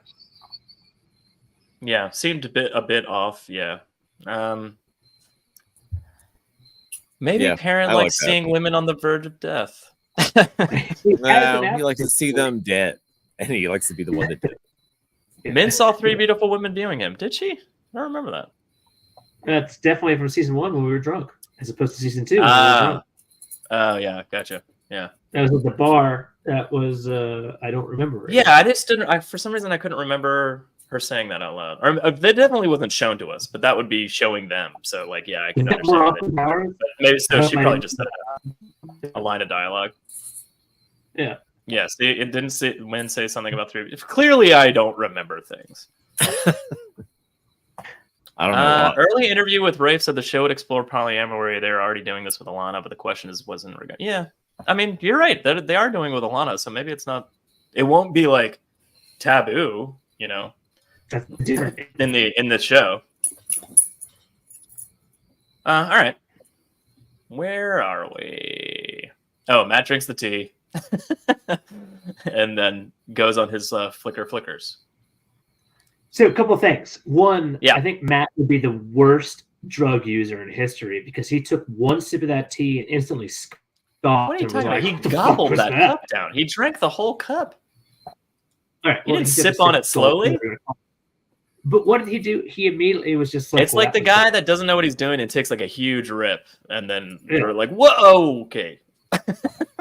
Or like eats a full mushroom and you're like, oh shit. Yeah, I love it. Yeah. Next up, tWoTcast does drugs. I liked how like the mirror, like that's not him, but in the next like millisecond, it is him drowning whoever that is. Yeah, like it's not him there, and then this one is the same. It's of somebody that looks like they might have an Ashendari and kind of a mat coat on, stabbing some girl, and then like 1 millisecond later, it's him like stabbing the person. So like I was like, interesting. Oh look, there's Matt now drowning the person already. So like it goes from this person to Matt. So like, is it past lives kind of thing that he's witnessing? I don't know. I thought that was interesting. Tom, your thoughts? I just had the song going. I love it. I'll tell you what, that's a big dick he can take. I mean, Is that guy's real teeth? Yeah, there's a good. Looks like yeah. a mirror gel replaced half of it. Like there's a lot going on here. I love Matt just screaming at himself. Thought it was hilarious. This is one of my favorite fucking scenes. This reminded me of Seinfeld and Kramer screaming at each other when Jerry gets Kramer's blood. You got 7 pints of Kramer in your buddy.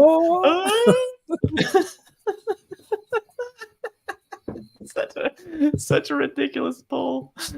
Oh man. Yeah. You guys all your 90s fucking sense of humor. Yeah. Classic Jono move, bringing up something from 1997. Yeah. Who would have thought that we would have had 2 to 3 episodes in a row where I reference Austin Powers more than Jono does? Yeah. Who knows? We've got a real quick like Moraine and Swan thing. Like, what are you doing? Unshield him, and she's like, nah. You know, and that's kind of all it is. What? What are we going back to? I want to discuss more ayahuasca tea. Oh yeah, all right. Go ahead. First off, obviously we've like you mentioned Ashendari, we mentioned the fucking hanging.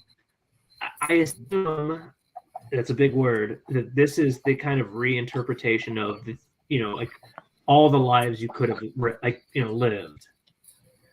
It's interesting because in this case, it's Ishmael kind of trying to put him on the path to become. So wait, is Matt getting the memories? Is Matt getting the memories now? I don't know if that's what that is. I don't. That's where I was going. Is this the flicker scene, or I think it kind of is. His head? I don't know. So it's the weird thing because both apply. Both could apply at least. This could have been much better. I agree. I mean, there could have been more. I was going to say that there could have been more costume changes for Matt, like in those roles, but like they had a different person there for like a second, so I was like, oh, well, that's fine. It's not like they didn't. This might be how he gets the memories. Yeah, I think it might be because I mean, the way Ishmael talks about it, he kind of mentions it as in like he clearly remembers what he saw, like when he's. So between this and Moraine stilling, the Ylfin and the Ylfin they're gone. That whole thing is done. The doorways, all of it. Yeah, probably. I forget. What a weird mention. At least 2 to 3 women are by. As a man with 2 wives, both for over 20 years, I do hope they keep the group love in the show. There you go. Good for you, Chad. Yeah. I mean, I have one. Wait. Jay Abbott, did they know? Are you soon to be the subject of a Netflix documentary? It's a valid question. Drowning scene has the column the same as the Falm building. Oh, interesting. Wait, aren't they? Let me see that again. Yeah, it's all happening in the room, right? Yeah, it's all in that room he's in. Well, yeah, but it does seem like a past life. I forget. Yeah. Does Ishmael? This is where Ishmael has he already mentioned the fact that like really all he wants to do is to cease existing. Like it's not just I want to die in this life. I want to not feel my other lives too. Yeah, he wants to close his eyes forever, kind of thing. Yeah. Yeah, good old Ozzy Osbourne. Oh, Tom's leaving me while Jono's I think that's actually. Oh, good for me. Yeah, no, go ahead. You're good. I see you moving. Yeah, okay. Yeah. I that to me, I think is actually one of the things that's actually done very well in this show. That's better than happens in the books to some degree. That we kind of get really what Ishmael is after, and it's not just It's I don't not mind that at just all. death Yeah, for like death's sake. yeah, that reveal early on, that like all he wants is the wheel to stop, like that is intriguing, and it makes him a very multifaceted villain. It makes him very, I don't know, like you can almost agree with him in certain ways, like kind of thing. So like but it's a very interesting angle. So I like that actually happens. Like there are a few things that the show can show better than what happens in the books, and a lot to do.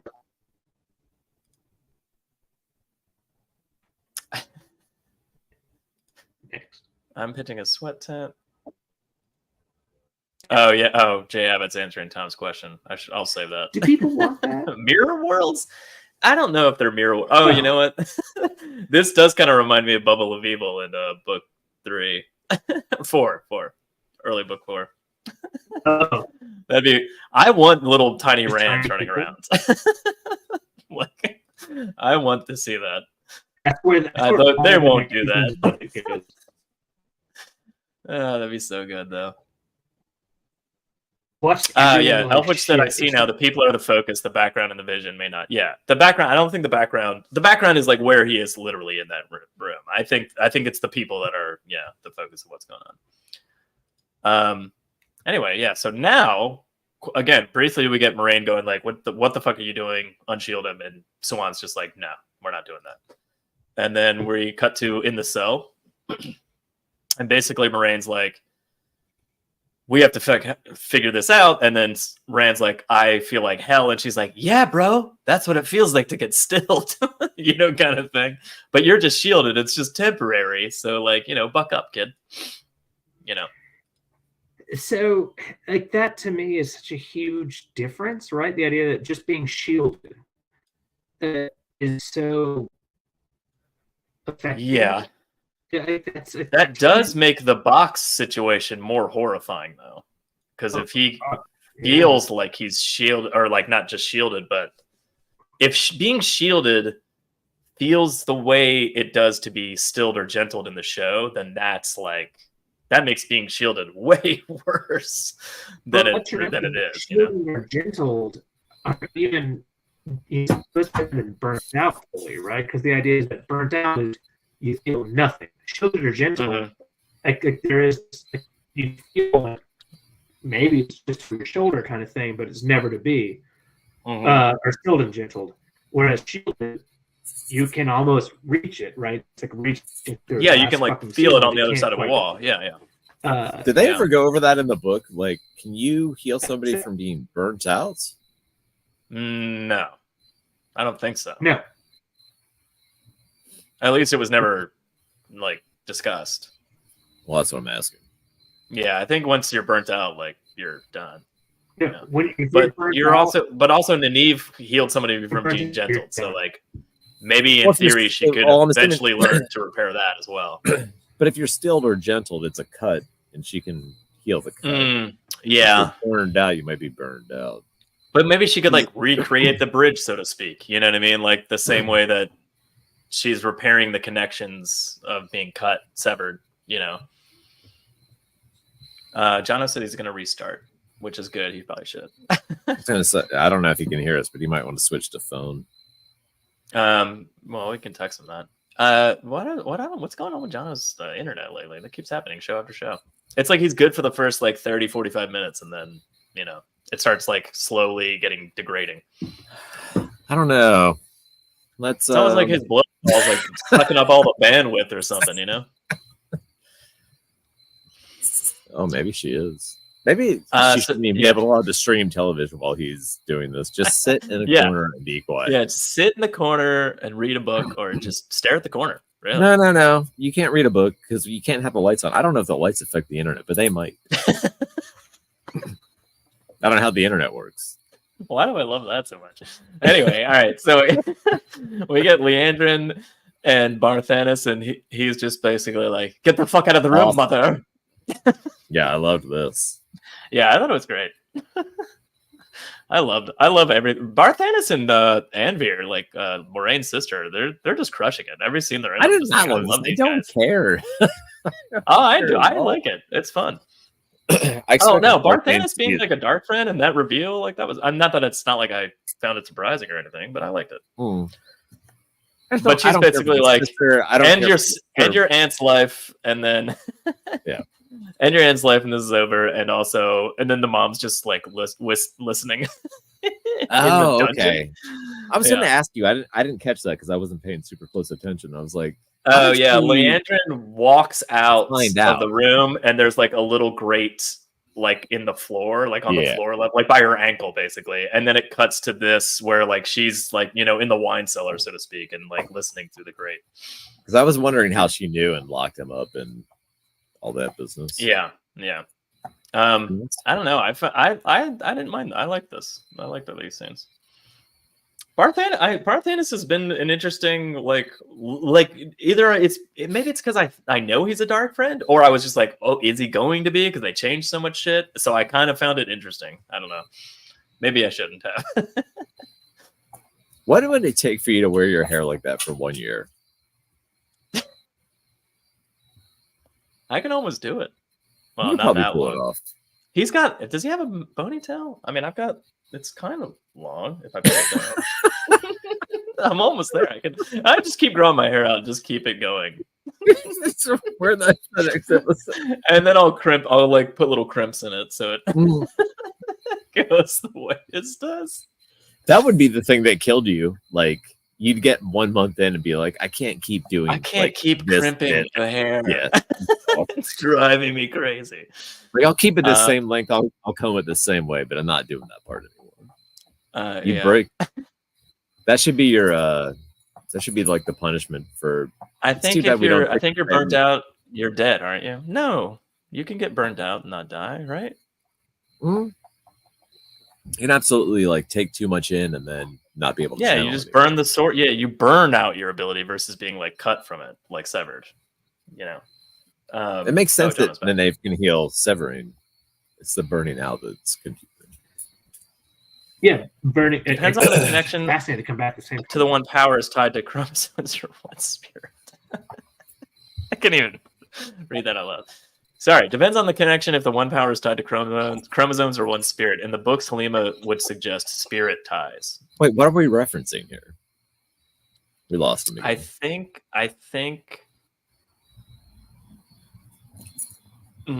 whether or not you could feel it, I don't The know. most amazing thing about Jono's internet not working is his insistence on doing it on the computer. There we go. Yeah, Instead of just switching to phone. I don't know what happens. Like, I if my phone's like a sundowner that happens at like 10 o'clock, or my internet just like quits at like 9:45, 10 o'clock, or what? But it's we figured it out. Why Shanna's don't you just Shanna's do the watching too phone? much TV. Yeah. She's sucking up all your bandwidth, Jono. She actually, what Shanda's doing is she knows you're going to be in that room for 2 hours, and she is just going to town like- like porn in the other room. Yeah. I need some VR 4K. good for her. This is the douchiest hair. They're talking about you, Jono, still. Oh, sorry about I'm that. kidding. They're Jono, talking about Barthanis. Jono, that's the punishment for last place for your fantasy league this year. Is somebody has to wear their hair like that for 1 year, Which, like what? like this. Oh, Jay Yeah, that Abbott would has have been a amazing. If you would've biggest pulled it change up. I want from the show is to make Leandrin at least a Dreadlord or even a new Forsaken. That actress is killing it. I agree. I feel like we're seeing too much of her, but she's doing a really, really good job when she's on screen. So, like, Yeah, but she was scary in the first few books as well, and then you kind of realize Yeah. that like she's not even anything. I don't think so. I feel like they've. You know what I on mean? that note, Like, though. Yeah, no, I know what you mean. I feel like they've Like, oh, set we thought she Leandrin was in the scary. show is set up too much as a sympathetic dark friend. Like you can sympathize with her too much for her to be like full on Forsaken and shit. pure, at this point, pure I think. evil. well, I think Yeah. that's what the point is, though. I think that the point is to like show that there is no such thing as pure evil. And Oh that, yeah, that- because with Ishmael's comment, that's true, Jono. like Landfears are all, I didn't mean to do this. So the whole point is that there is no such thing as like a pure evil character, which is That's true. kind of I don't interesting. Balthamel are pure evil, and they've been cut Speaking out of that, that's where we're at in the show. Is Ishmael saying that line to Matt as he cradles him on the floor? Yeah. So it's a weird cradling because like he's got like a hand on the throat. Like I can't really tell what's holding him up. He's caressing his cheek slowly. It's fine. Yeah. If you were to have told me that this was a scene that was going to be happening, I would never have guessed that. But anyway. Yeah, but I mean, so the key here is that Matt, at the end of this conversation, he's like, how do we do that? That sounds good. Like, he's basically like, I just want to close my eyes forever. And he's like, let's do that. That sounds good. Yeah. So you're at least supposed to think, if not, he actually is. This, going over to the shadow / the dark, you know what I mean? Yeah. So are they setting a Matt's storyline in general up to be like a much darker redemption arc with this? Or is this just going to be like next episode, he blows the horn of Valier and doesn't stab Rand? Like, what are you expecting from this? redemption from what? Well, from his clear dark like tendencies. Yeah, Shadow his tendencies. his shadow tendencies. It's like, hey, I went with everybody, and then I got a knife and shut her leg off, and then I was like, I'm not going to Faldara, and then I was in jail with men, and now but it's like the more the overarching like, I don't have faith in myself or anyone's love of me, like kind of thing. I don't know. I think it's there. I think you're. I really hope that they don't make him darker than they already. Like, not darker. I don't mind his darkness, but I hope they don't make him more like irretrievably annoying. Right? The end of season 1, and I know that was the writer is apparently being put in a box for some shit, whatever. The end of season 1 puts him in this distinctly uninteresting and annoying as fuck persona, where he needs to be rescued, pretty much. And maybe there isn't, but we've had several kind of carrots dangled, like first with the Queen in the Tower and then with Rand, and both of which are stymied to kind of like be redeemed. But I really hope they don't just continue to just like, could have been, should have been, but fuck no, it wasn't. Make him unredeeming. I really would like them to kind of do that. Just to be clear, this is not because of the dagger. They're saying this is because of his character. That's 100%. Well, correct. I think the dagger's part of it, but yeah. But he was a shit. Like the thing is, I'm not really seeing that. Watching every episode, I don't see the dagger has anything to do with it. I don't know if a casual viewer would think that. I think he's being. I don't think a casual viewer would think that at all. I think they've nerfed the fuck out of the dagger. I don't see the importance of him stabbing Rand. They didn't even explain how Loyal's still alive. Like, one of the best taken away the danger of the dagger, 100%. A good person, but the evil that it's tied to is a thing. Is being presented as a horrible person, and like on the verge of turning evil at any moment. Is that not how you read the show or the books? Well, I mean, also, this entire season has been I'm asking if I'm seeing it correctly because I'm not paying that close of attention. I think you are. I think this season has been a kind of an analysis of like what it means to become a dark friend, like with Leandrin and Matt and Min and Barthanis. Like, like we've seen it this whole season has been like deconstructing like what that means, and these are the different situations of what it means to be the dark friend, like how you could get tied to the dark. And I think Matt's arc is kind of pushing it. Here's my point. I think he's going to go further down this path before he comes back to be like the Matt that we know and love. So as much as we love all the moments with Matt and like that, he's always kind of a dickhead. Like some of the moments that we love the most is when his true character shines through, and you see just like he's never really this bad, and like the stuff with and we got like a tidbit of that when he was going to go with Rand, but then Min pushed him down another path. But this is implying that he's actually bad. I think it's no. I think there's no badness in actual book Matt. He's not. There's no evil in this. Yeah, there's other than the dagger, right? But they take that out, right? Yeah, he's a good person. He's just a dickhead. Yeah. Yeah. He's a dick. He likes to He drink. just likes likes to gamble, to likes to- let some Many of baddies us loose know in the it. village green, boys. You know, like Yeah. it's fine. Many of us know a dickhead that's a great person. Every once in a while, he likes to steal They're someone's implying- nose. Wait a minute. They're implying he could go either way. There are Yeah. actually 3 dickheads who are actually not bad people on this show right now. I'm totally a dark friend. I've I stolen find that some Yeah, noses. I find that exhausting. Yeah, so it's a weird thing because like everyone's favorite character is Matt at the beginning of book 3. Maybe not everyone's, but like you go through this period where like Matt's kind of a douchebag, then Matt's all of a sudden obnoxious. But book 3, Matt Cawthon is when everyone just says, "Holy shit, I love Matt Cawthon." Joe Like, this Jonas. is like, I mean, just generally, like Hmm. from everything you've ever seen in the history of the internet, everyone's favorite characters are Moraine and Matt. So if you're Yeah. doing Matt wrong, that's So I don't think they're doing him wrong. I think they're just doing Well, it hold in a on. more like dramatic, serious way versus like I'm a village idiot and an evil dagger takes possession of me versus like there's depth to Totally who I am normal. as a human. do you And I think might or may not go in a certain way, and then that you think we're- therefore makes his redeeming arc like more valid and interesting. Or but so you think the Tom's dagger's point- still in play? I don't think the dagger is still in play. no, it I absolutely is. He's gonna be like choosing between the dagger and stabbing Rand and the Horn of Valyr next episode. No, I don't know. I feel like that's unclear. I want to be with Tom, but I think that Joe's going to be correct in that like there's going to be another scene with it somehow. All right. Abandon my friends, abandon Egwene, but look conflicted about it. Abandon Rand, but do it for the right reasons. 4 Watt summary is take Ishmael T and kind of consider being a dark friend.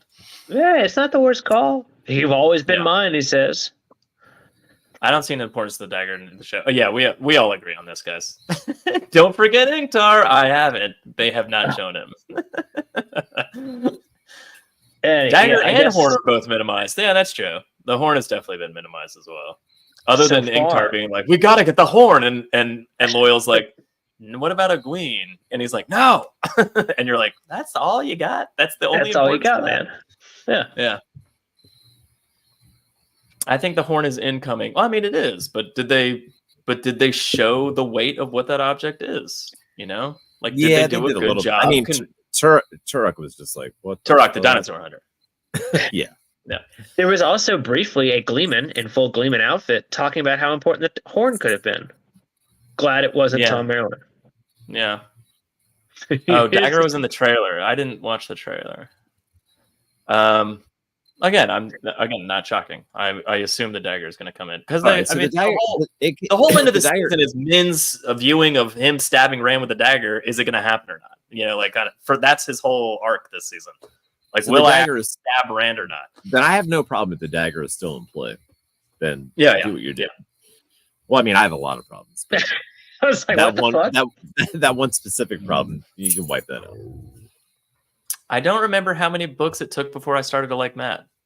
Well, if you're anything like us, 2.5. it was Hopefully you're 2.5. not. Yeah. Yeah. No, it's 2 full books. At the very beginning of 3, I like him. He's Yeah, good. very beginning of 3 Yeah. is when he does he's his asleep. quarter He step. starts being cool. He starts being cool. Yeah. Yeah. Oh, I don't know. 2.25. Ghost 2.25, Towns, Ghost Towns, and and everything else. I'm all in favor. So Wasn't it's Matt 12 killing Rand pages. at the very end of the last book? Was it? I don't know. What? I don't know if that's Of last true or not. of last episode maybe is a No. I don't know. Again, When he wakes up naked with Landfear, that is basically it. Actually, that's literally the turning point. it's one of the best. Yeah, Lucky Matt is book 3. Yeah. yeah, that's All right. exactly. All right, moving on from Matrim. We got All right. Rand in the World of Dreams talking to Landfear, and he's like, "Hey, you're gonna come help me or what?" She's like, "Maybe." And she's So like, what "Don't do you you- have Moraine there with you?" This is when I paid attention because when he was just like, "Hey, come help me get out," I was like, "Oh, come on, kill everybody." Yeah, was and so- it's really weird that he's I was like, so excited. I was like, so he's in the cell with Moraine, right? And then it cuts to this scene where he's clearly asleep and he's in the world of dreams. Like, do you not like Moraine and him have concocted a dumb plan, right? That's clearly what's happening.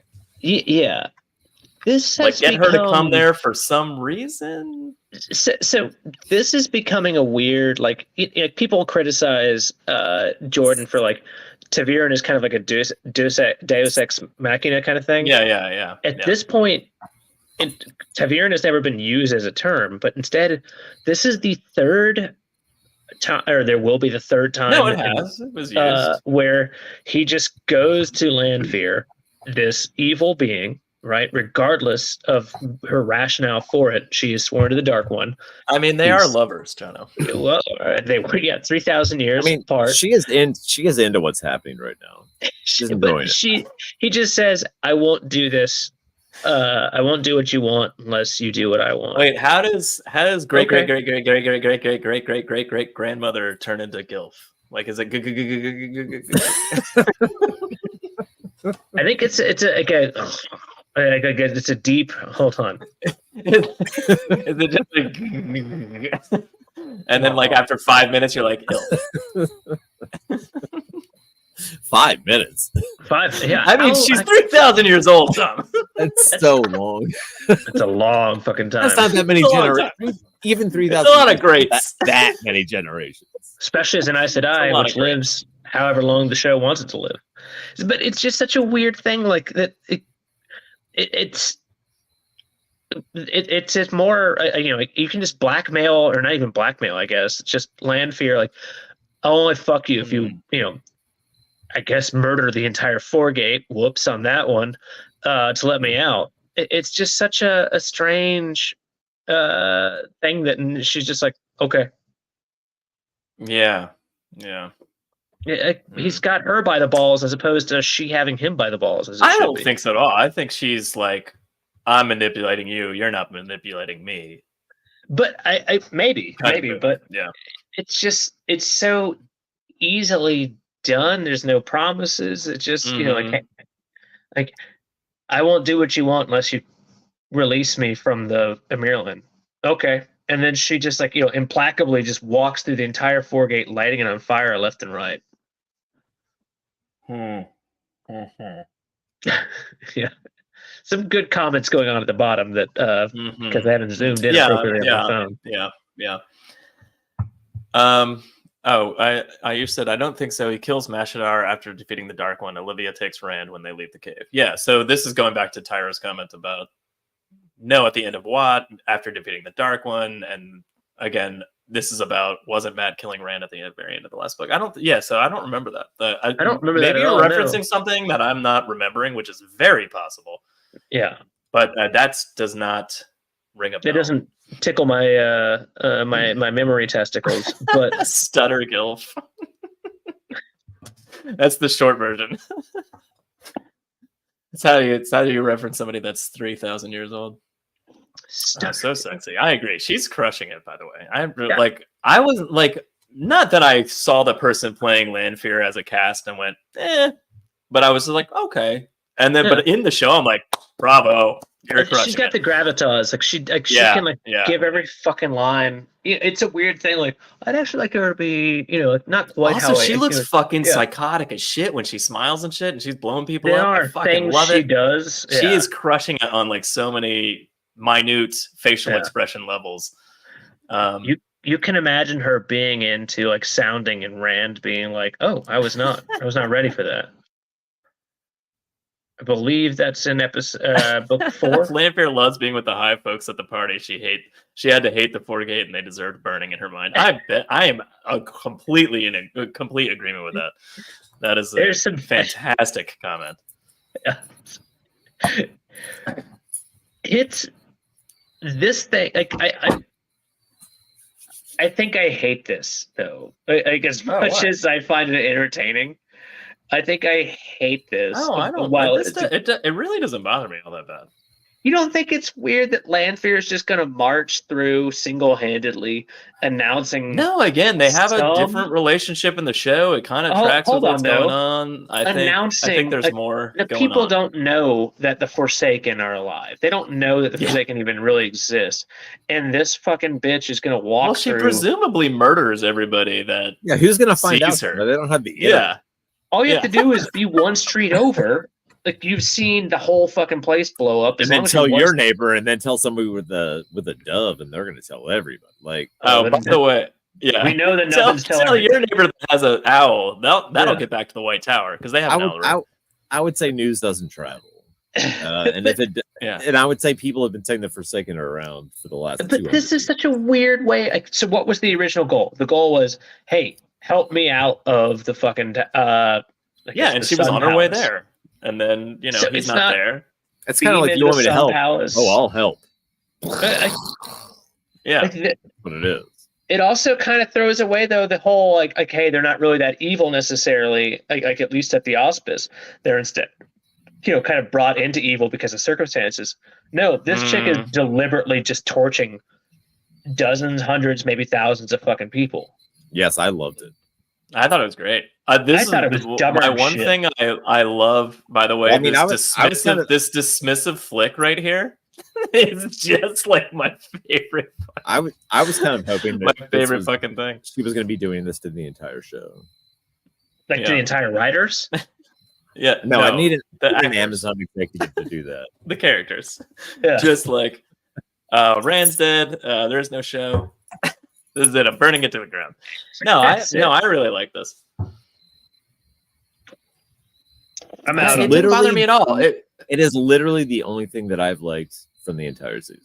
If anything, I felt like it was a little disarming because I was expecting a confrontation, and then after I watched the full episode, I went, "Oh, well, I guess she we'll was get- just causing a distraction or something, and then Well, like walking into the city." I mean, yeah, it certainly ended with a whimper.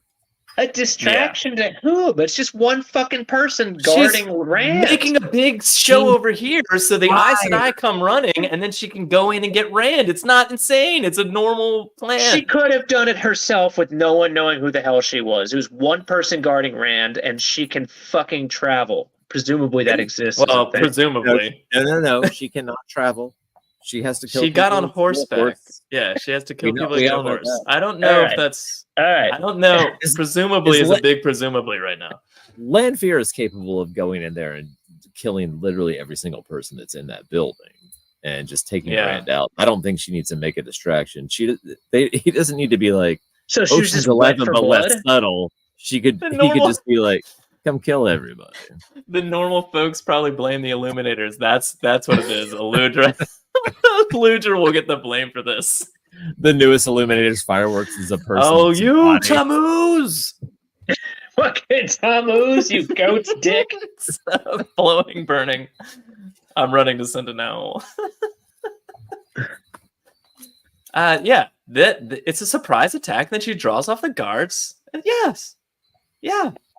She's a Forsaken. She doesn't. I'm not Also, how saying does she she- needs to do it. I'm saying do that. It's a normal. It's a normal idea. It's a No, normal no. idea. We're defending it too much with the idea that she knows that someone's going to go in there and like free him, and that there needs to be a distraction. She doesn't know that. She knows there's Aes Sedai there. She knows everything. She simply knows that she needs to go in there and free him. In her mind, it should be like, "Well, I have to storm the gates and kill everybody." She could have done it herself, but this is more fun. See, I agree. I agree. They With should have all at least of shown her. They should at least shown her go in, kill some Aes It goes Sedai, back look to around, this Rand is elf- gone and be like, "Well, I'm going to go find the way gate." They didn't do that though. Yeah, and this goes back to the Foregate comment from Elfwitch. They deserved burning. I agree. All right, Low-born good peasants. enough. Good enough. Yeah. John is so mad. But then why wouldn't we Just- get the Varen play on words scene? I think this is the whole point of this. Oh, okay, that's fair. Which, oh, yeah. Okay, so just to show that Varen may or may not be Black Ajah because she can say the words appropriately. Gotcha. Yeah. Landfear Yeah. uses Bella when she fast travels. Does- God damn it. That's code for riding a horse as opposed to walking. doesn't want to show the Aes Sedai the traveling weave. Oh, That's fair. Nynaeve can learn a weave from seeing it once in the show. That is She also doesn't have true. to travel. She could Oh just kill yeah. everyone. Well, Also, she could've must season have, one. because the way gate is inside the city and she starts in the foregate. So she But must have gotten there all right. somehow very quickly. But imagine, So, but in imagine, theory. imagine let's say Landfear gets to the palace and the Maryland seat merges with everybody, and all 14 of them like Mhm. barrage her with fireballs, and her body is burnt wreckage on the ground. She'll just come back to life, right? Yeah. Yeah. Let's say all the warders come out and cut her into ribbons. She'll just come back to life. You have to remove the head, put it in a box, She's sink it to the bottom of the ocean. she's a vampire zombie. That's been established. What is she afraid Yeah, of? she is a vampire zombie. That is true. Fuck me. All right. You You're said making- unless she knows Varen is black, since she very clearly lied. So that's possible too. Maybe She's it's been like stabbed maybe through it's the like heart. I'm not gonna fuck with her because she's one of us, so to speak. just a So I'll let small her get virus? ranned out, and I'll just fuck with shit over here, so it's easier for her to get ranned out. I don't know. I know So- she could very easily do it herself. The point is Landfear sadistic enough to want to blow up a bunch of people in the foregate for no reason? Yes, is the answer. But if she was that sadistic, she wouldn't be which she is. But She got Matt to fall in hours. Again, could have been the way gate. We don't know that. I mean, was hours. Landfear, That was Landfear just would, a next Landfear morning would thing. definitely enjoy showing back up in the foregate, just being like, "Hey, you know how I thought I was an innkeeper? Fuck you, bitches." All right, let's get back to the I'm most all- important person in the entire show, and it's this guy right here. Using his knife as a mirror to fix his hair like a fucking douche. Is it bad? And I mean, I already know the answer to this, but is it bad that I kind of wish this guy died in real life? A little bit, yeah. He's just playing a character, Tom. All right, you're right. Tom, that I kind don't- of comment. So this is such a tangent. Never mind. I'm just gonna say you reminded me of something our little brother Chris said like a million years ago, and I'm like, I don't need to say this story. you have another brother. This is not a story that we need to talk about. But yeah, this guy's. I hate him now. I mean, I found him annoying in previous episodes, but now I'm just like, fuck you entirely. Like, just get off of my screen. That guy is super dark, friend. So what's amazing I about hope this? so. What's amazing about this is it actually brings up. So this is the scene where Lan goes to see Logain. Yeah. Yeah. Also, but before that, Alana's like, "What do you think? We're gonna fight a bunch of kittens in the dark in the last battle?" And I'm like, "What makes you think you were gonna fight the last battle at all? Like, why would you think that until like 2 days ago?" The comment is That's a really fucking good stupid. Also, by the way, I But- don't really hope. I don't really. I mean, she hope is that Green guy Aja, dies. so like maybe she's like, "I'm Green Aja, we're the Battle Aja." Like, would you think this is But like, I don't know. It just fell a little I think flat. Tom was going to say that they're actually the cat Aja too. Is that right, Tom? Yeah. No, I was gonna say I don't really hope that guy dies in real life. Just get off my TV Love it. Correct. Tom's going to Yes, go back. just get off my TV. forever. Tom's got to go back on a couple episodes early. Never Right come after back. this, we don't see this because they cut to Lan and Logain, but like Alana uses the knife to reflect the sunlight onto the wall, and he starts going after it. Good kitty. Good kitty. So Lan goes to see Logain Ablar. One of my Awesome. I think he's my favorite character in this show. He's my At least- favorite fake character. I love him. Yeah. And then they murder it by saying that Logain can somehow still see the weaves. Well, again, I think that's like the talent versus him seeing Ta'Veren. Like, I think that's kind of been established at this point. Like, he saw Rand's glow after he'd been gentled. Like, I think that's kind of been like just said, basically. I'm not saying I like it. I'm saying it's been said. I think that's fucking stupid. But all right. like this to me The is second most douchiest hair. It is fucking. Barthanis takes the gold. Maxim comes in second. Bad but understandable. Yeah. Okay. again, I think Logain the actor is amazing, but this fucking scene is nauseating. Frankie. Anyway, so he does say it's cool. Okay, wait. Does Logain want freedom, glory, or to die? Why Die. why? He wants to die. Like, I think he wants to die. They have not shown the glory aspect in him in any way. Well, why would they? They haven't seen anyone. Men can't even see. Never mind. Anyway, so he does say that there's 100. Fucking. What does he say? Weaves or whatever around her. He says, there's like a 1,000 threads tied in the knot, and he kind of like gestures with his robe to show how it's like knotted up in the middle of her body, kind of thing. Yeah.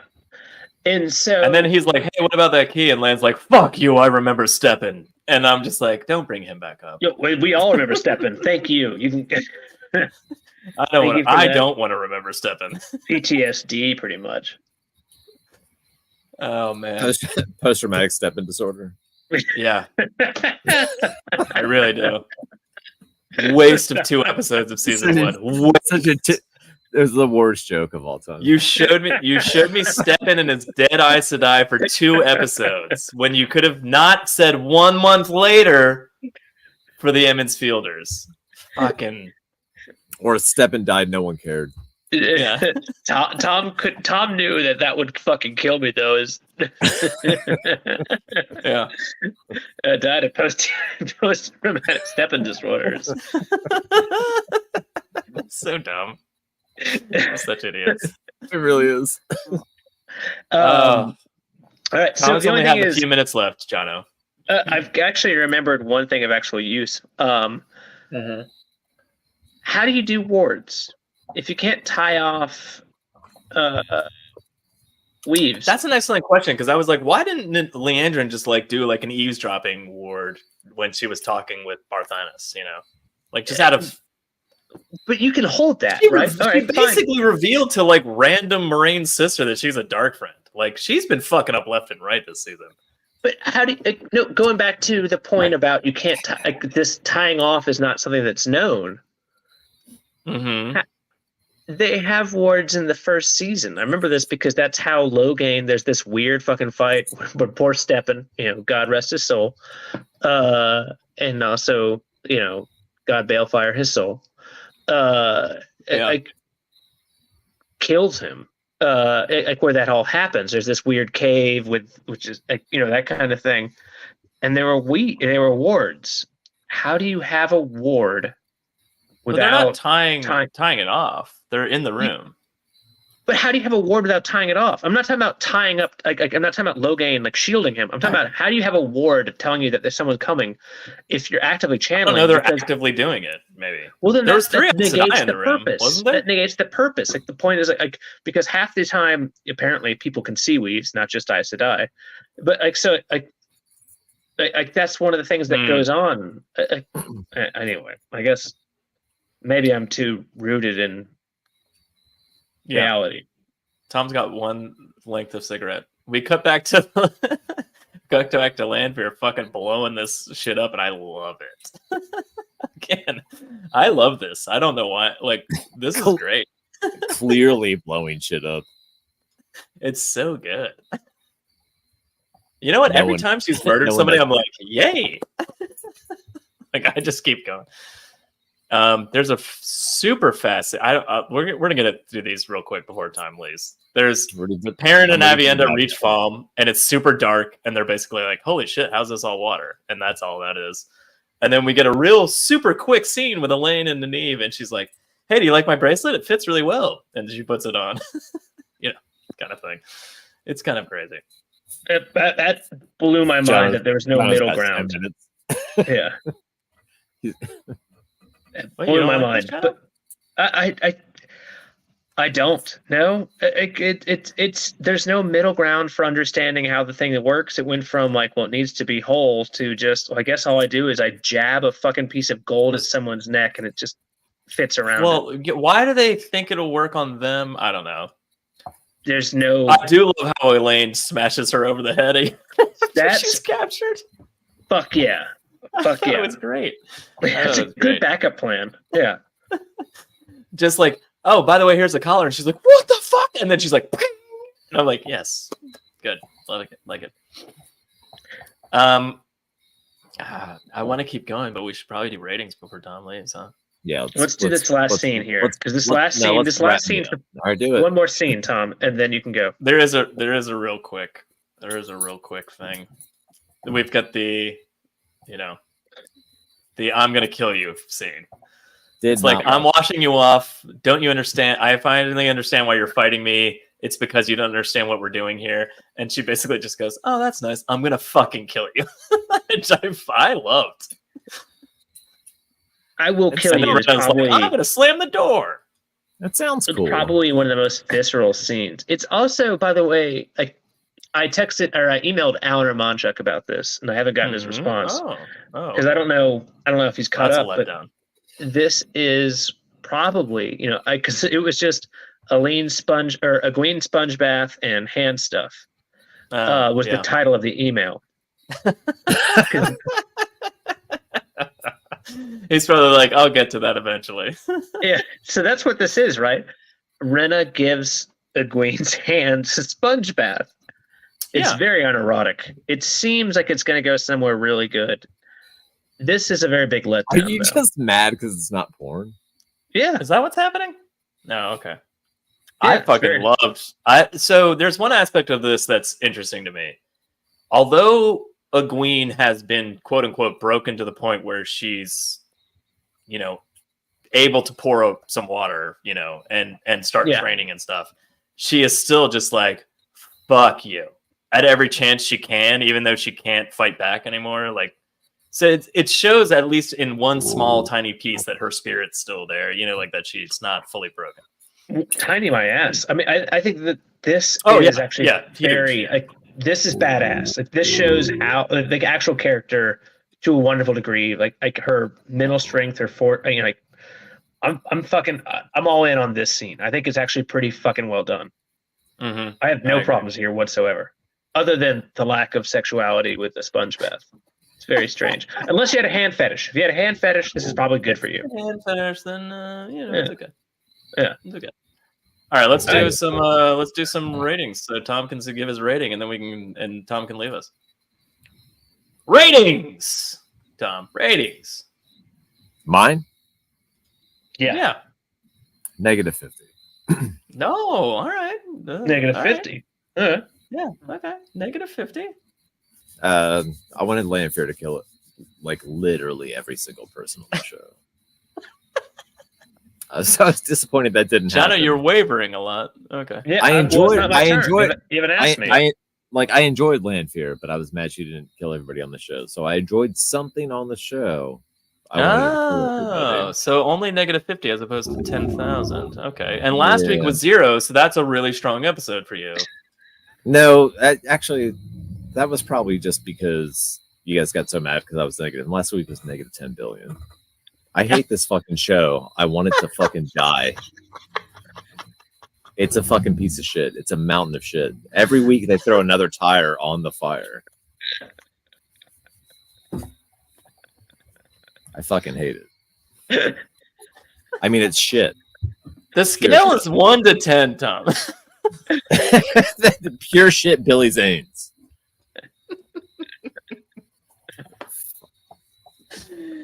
Oh, okay. All right. Maybe next season. Next season, I won't be here. Be dead. Yes. No, I'll take a hiatus. Tom, what about and let me just throw something out there for you. What about, does this sway you?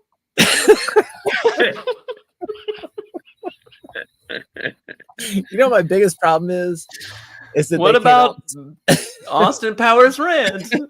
Maybe it's Austin Powers. Amazon came out and they're just like, we're gonna get closer to the books, and I was just like, but they already started writing season 2 before season 1 came out. So in the back of my head, I'm like, so somebody was like, make it book.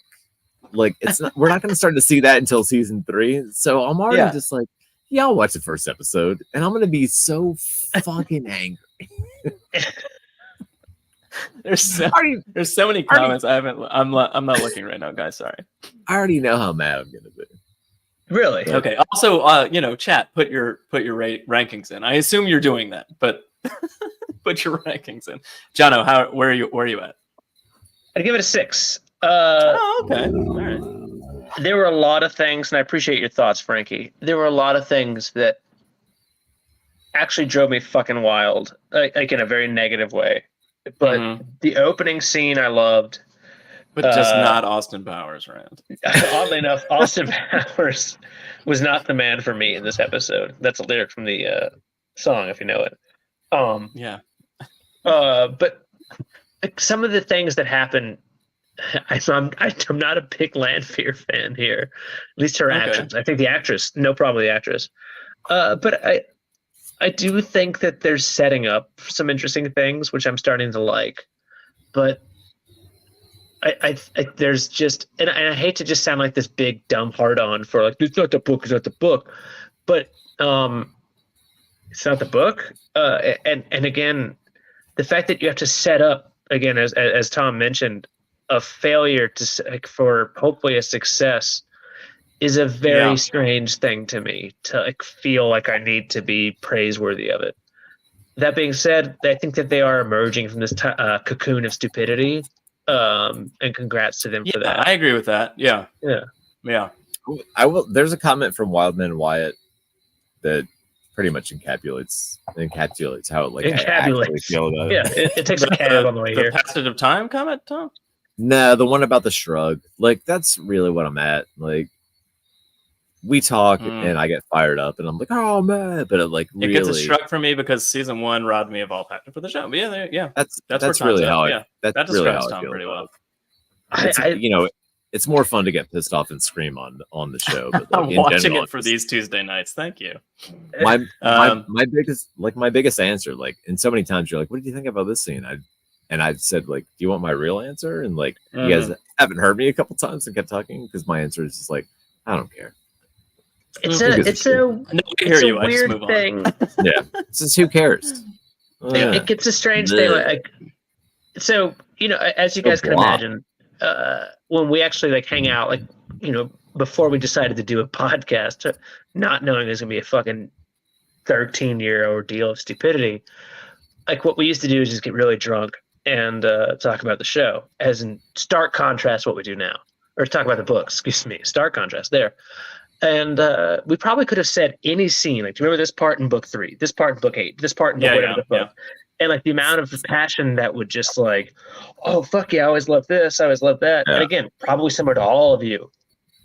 I think the issue is, does anyone quite feel that even if you like the show, which is, I'm happy if you like the show, good for fucking you, man. I want to, and I'm trying, and there are certain spots that I'm enjoying.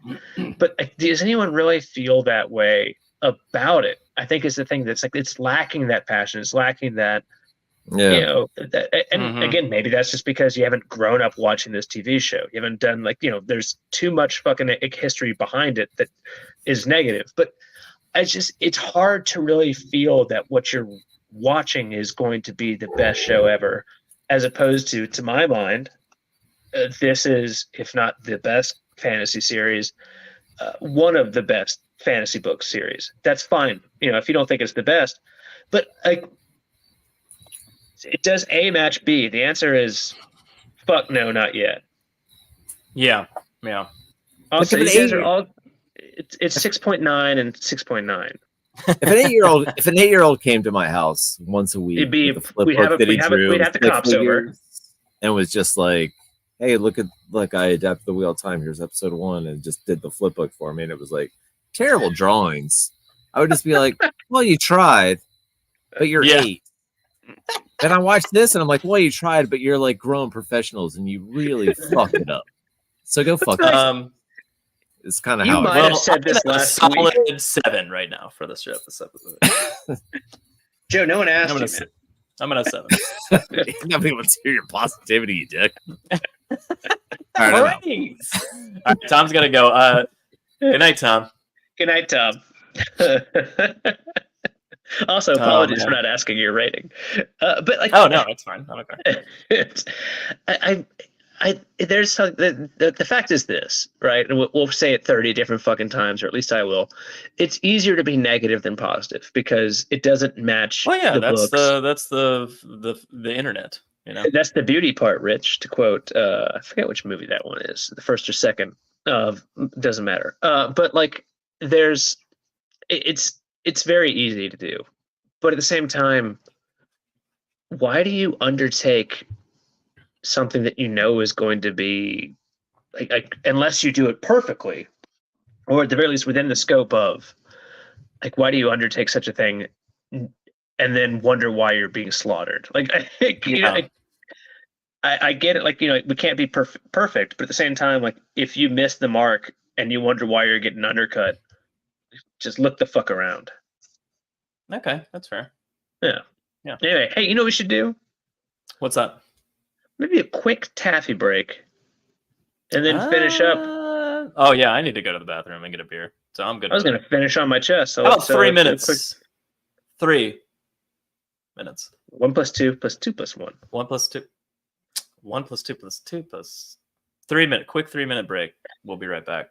Me and Jono will wrap up the end of this episode. Tom's gone already, so mostly negative rants are gone.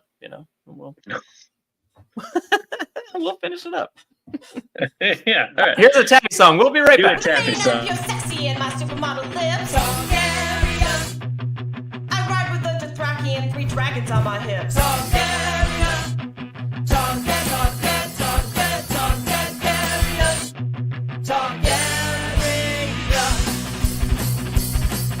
My army's got no gonads, I must humbly concede. Targaryen.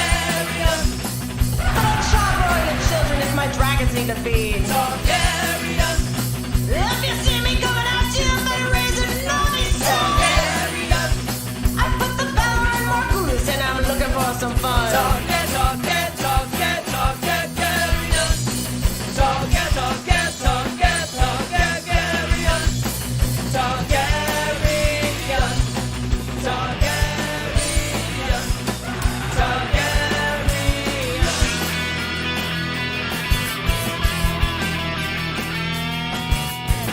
I'll bring you bloody heads and diamond rings. I'll be your bitch and you can be my queen. I want you, baby, right here by my side. I'm really sorry that your family died. Targaryen! No, you're not. Targaryen! Targaryen!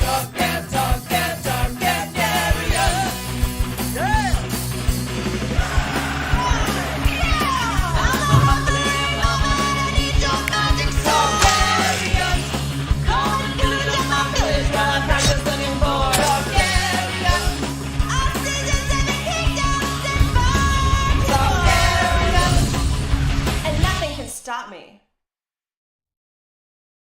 Not even a wall.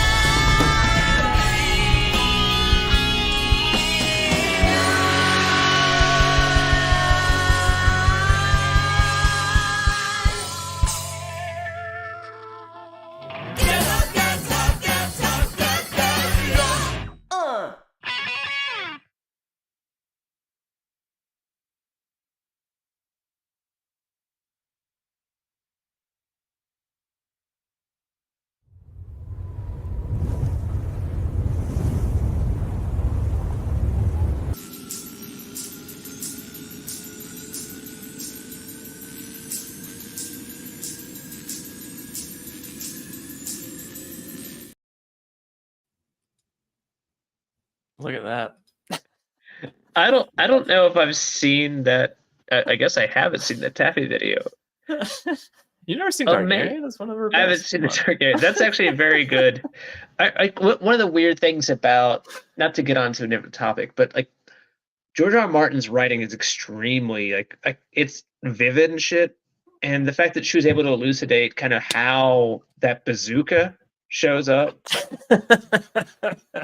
and blows the heart back into Yeah, it's Targaryen. good. It's good. amazing. Good. Amazing. All right. You gotta watch out for that bazooka. What do we got here? Oh, Barthanis' betrayal by his mother. Did we mention just the delightfully weirdness that was, his mother in the previous scene was, of course, sent to out of Her the rooms room. upstairs, quote unquote, and then was just in the basement. Yes, we talked Yeah, about it. listening to the magic pipe. I assume it's like the wine cellar or something, but Barf mayonnaise, despite his best efforts. Whoops. But yeah, so time for jail. Too bad for him. Not gonna miss much. Image from what? Oh, okay. I have no idea. It's very complicated. The guard seems like he is taking him to fuck his mom. Is that is that wrong? I mean, they're talking about Moraine. They're talking about Moraine when he's like, "Is she sedated?" Yes, just like you asked her. Like the way they're talking is very like. I mean, there's no other because he's not going, "Hey, I'm gonna go stab her." Like he doesn't know what he's talking about. With his penis. Yes, she's fully sedated, just as you asked, sir. Yeah. What does that guard think is happening? Do you mind if I watch through the hole, sir? Yeah. Where's that drain? Where's that drain? Yeah. That cleverly placed drain so I can hear the dark friends talking? It's not nice to call a woman a drain, by the way. It's just no, it's fine. Just a hole. He looked maniacal as fuck, being like, "Mother, no!"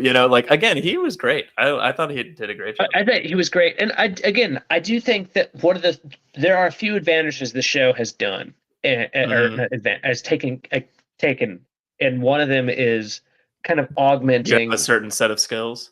Yeah, we'll find this. But no, it's augmented the kind of rationale for Dark Friends beyond just I'm evil or I definitely enjoy the look into the world of what it would mean to become a Dark Friend through the lens of the show. That has been interesting.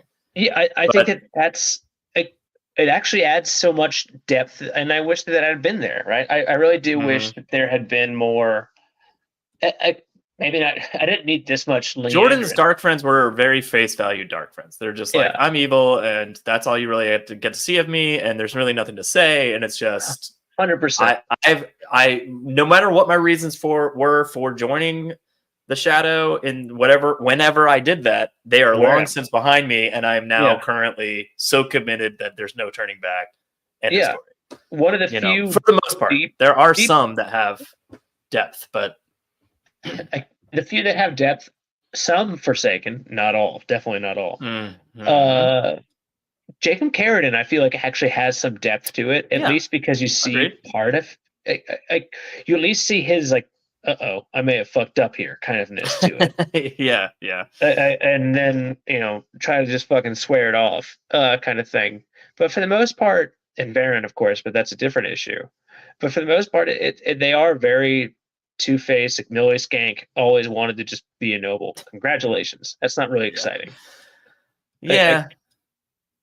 And he also picked and chose when to emphasize that and when to just be like, whatever, they're a Dark Friend, let's move on. They're everywhere. You'll never know, and moving on. Kind of thing. Picked and choosed. Yeah, picked and choosed. That's how you say grammar. It. Right? So who wins? Your grammar's a Dark Friend. I don't know. Speaking of, or completely unrelated to, what's the next scene? Hidden Carrion sex dungeon. That's where Tom's being kept. we only, much like Swan and Rand in this episode, we only bring Tom out when we want to demonstrate his power. Well, hold on. That's a Tom with an H. Maybe it's Tom Maryland. Oh no, he means Tom. Oh. He got too drunk and fucked a horse. Oh, that happens. Barthanis or his mom. I mean, they both lose, man. Right? Again, it's Barf mayonnaise. In terms of doing what's right and in the eyes of the light or whatever you want to call it, but just pure morality. But she's also going to lose the standing her house has gained, and everything she had worked for however long, Is it true that horse cum is called barf mayonnaise? Yeah, that's a barf mayonnaise. Yeah, that's what I said. What did I say? How much does a horse ejaculate? It's gotta be a lot. Don't win, that's for sure. Depth. God damn it. Hey, Black Tower Podcast. Yeah. You guys should have a podcast. Presumably you're just done recording your own podcast. All right, so we cut back to Rand's cell. Now, is that incel Rand? Yeah, it's Rand's incel. Wait, what did I say? Want to know. I don't want to know that character. Fuck him. I mean, the way. So, I do enjoy the actor actually like kneeling down on the ground and looking deflated. I know it seems like a tiny bit overacting, but then that allows them to remove the special effects and therefore have him shielded for a while without like constantly showing swirling light around his body. So I get it, sort of. It's also mimicking how Logain looked in season 1 in the cage before he was gentled. That is, but like, it seems just a little over the top. Like, is he physically constricted? Because that's almost what I was getting from that. Like, or maybe it's just the first time he's been shielded, so that's how he feels, and he can literally barely move his body. I don't know. What are you getting from that? I don't know. Without being a douche too late, I'm still bothered by the idea that Leanne Sedai, who is admittedly a fairly strong Aes Sedai, like she's definitely in like the upper 25%, if you will, of channelers in the tower, can somehow hold singularly Rand al'Thor, regardless of where he is on his path to fully channeling. That still bothers me. That, well, again, so not that I agree with this, but the way it's being presented in the show is that if you're shielded, like you can't even feel it to break through it. You know, like it's not like there's something. Brandon Sanderson stuff, and it's just nothing to fist, Jono. You know, you can't break through. You know, it stops. But you can't even form the fist to break through the shield. You know what I mean? What's the? Does that make any sense? It does. What's the? It's the Terran Lord. No. What's the dude from Brandon Sanderson stuff that? Barthanis. It's just Barthanis. You're right. Never mind. That can like shield anything, and as soon as he's done it, it's like rubbery as fuck. It's like a condom over anyone's ability. Oh, I don't. No one can shoot through. You're right. That is a Sandersonian thing, though. Like, yeah, Susan Sarandon basically came up with that. I think maybe that was consulting producer Brandon Sanderson for this one character. Or this one action, I guess.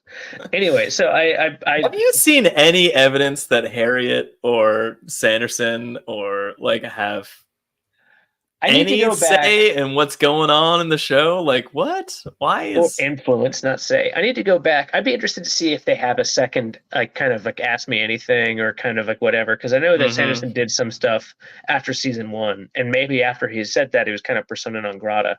Because I think it's, from what I remember, which I was drunk, he definitely sounded kind of like, well, we had some thoughts that didn't quite align. Black Tower podcast with the most salient point there could be. Don't do podcasts. Anyway, so, oh man. Yeah. No, I'm reading it, and he said the word dragon as opposed to Dragon Reborn intentionally. Jay Abbott did. I mean, yeah, he did it. That was purposeful. Yeah, I know, but like every time I think of that, it just Logain busted out of his shield in season 1, though. Yeah, but that's true, but not until it was like pierced, right? Like physically. Wait, so it like what allowed the fuck does him. that mean? What? Pierced. Well, literally that. Didn't he like cut through? I mean, like something physically went through the shield, and therefore he like found a hole, and that's when it broke. Am I mistaken in that? No, you're probably remembering correctly. You're probably remembering correctly. I'm just like the more I think about that, the less. No, the less sense it makes. No, I get it. Yeah. Yeah. No, I get it. Yeah. Like, you can watch my mind turning slower than usual. And the more you're like, wait a minute, why did that work? Yeah. Anyway, to quote, I don't know, maybe it's like also a physical shield that if there's a crack in it, they can exploit it somehow. Fuck no! Please just tell me no. All right. Not sure why I just tried to make that make sense. I'm sorry. Don't worry about it. All right. So the whole point here is Varen comes. Logain had to lube up before fisting his way through the shield. That's true. He did have to lube up. But again, Elfwitch says Stepan's axe pierced. Yeah. God. Here's something yeah. around Logain. Yeah, I saw. So I do remember that correctly. So she says, Varen comes in and says, the Amirlan requests I request your presence or your strength. I'm here to. She said strength is required on the wall, or like out with them. Like kind of to help. Yeah. And then she says, "I'm to shield the dragon reborn." and then she says something like, "That's an order." But none of those things are lies, right? That's right. It would be helpful if you were on the wall. Yeah. And that is an order. I'm ordering you.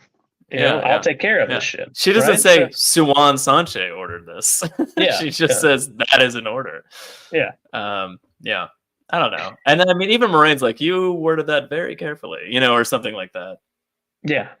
And so I don't think that was like evidence that she lied in this episode. not yet. But it is evidence that there's some tightrope walking. Oh, anyway, yeah, so Varen, for sure, yeah. So Varen fucks off. And then she lets Rand out. Yeah. I'm sorry, Alana fucks off, or not Alana. God damn it, drink less. Liana fucks off. Liana fucks off. Yeah. Varen releases Rand, and just says, "Oh, the Dragon Reborn." Yeah, and I'm sure you're ready to get the fuck out of here. And he's like, "Absolutely, I am. Thank you." And by the way, an Ogier Stedding was here in Carrion. Again, yes. Well, so I was expecting like a royal wedding. Well, there's one by Barf Mayonnaise's manor. That's not that weird. There was never a Stedding. It's a Waygate. But isn't there? All the Waygates are outside of Steddings. Wrong. Waygates were outside of Steddings and outside of Groves. Not Stedding Groves. Yes. You're right. Shit. So technically, by a Stedding, there should be an entire place where no one can channel, and there's a. Yes. So what they should have said was Grove, Ogier Grove. You're right. Shit, I did not miss. Yeah, they definitely fucking spoke there. Unless or if they spoke correctly, they fucked up. Maybe this is Varen's lie. No. Right? That's it. No, they were just bad at. That's not it. Bad at history, and like, thank God that was Varen who said it. We can just claim she's black. God damn it! So once again, just like calling him the dragon versus the Dragon Reborn, which constantly infuriates me. It's like you can't get that one word right. Nomenclature, Grove Stedding are two different things. Like what the fuck? Like, and I didn't even think about it. Like I've been saying Stedding this whole time, not even thinking about it. And you were like, Stedding your mouth. Joe, you're dumb. Yeah. Like, Stedding your mouth. Yeah. Oh, it's so unfortunate. The Amirlan requires your strength at the wall. Again, not a lie. Well, actually, I'm going to disagree because what the fuck the weave they do in a moment here is also one of those things that just makes me just, what the fuck is the point of this? But anyway, so I guess let's actually go to the next scene if you're ready, Joe. So the truth is, you want me on that wall. You need me on that wall. Okay. Or I'll just bricks in the wall. God damn it. Sarah missed that. That's what I was just thinking, by the way. Which, like, Grove and Stedding are hugely different things. And I missed it in the show and I didn't think about it, but that's also not my job. But again, what if this is the lie? I don't know. That's very possible. Like they might have purposely said that wrong, but that would be horrible. It would be such a weird lie. Anyway, so the next scene. Well, also because she says it to so many other people, and they all take it as like, "Oh, that makes sense," and they just run off. Like that's a very bad reveal lie. Yes. That was a mistake. Presumably. That's not the lie. Yeah, but it does give us the expectation that Ogier Groves work the same way, or Ogier Steddings work the same way as we think they do. Do we know that for sure? I guess not. I don't remember what the fuck we saw in season 1.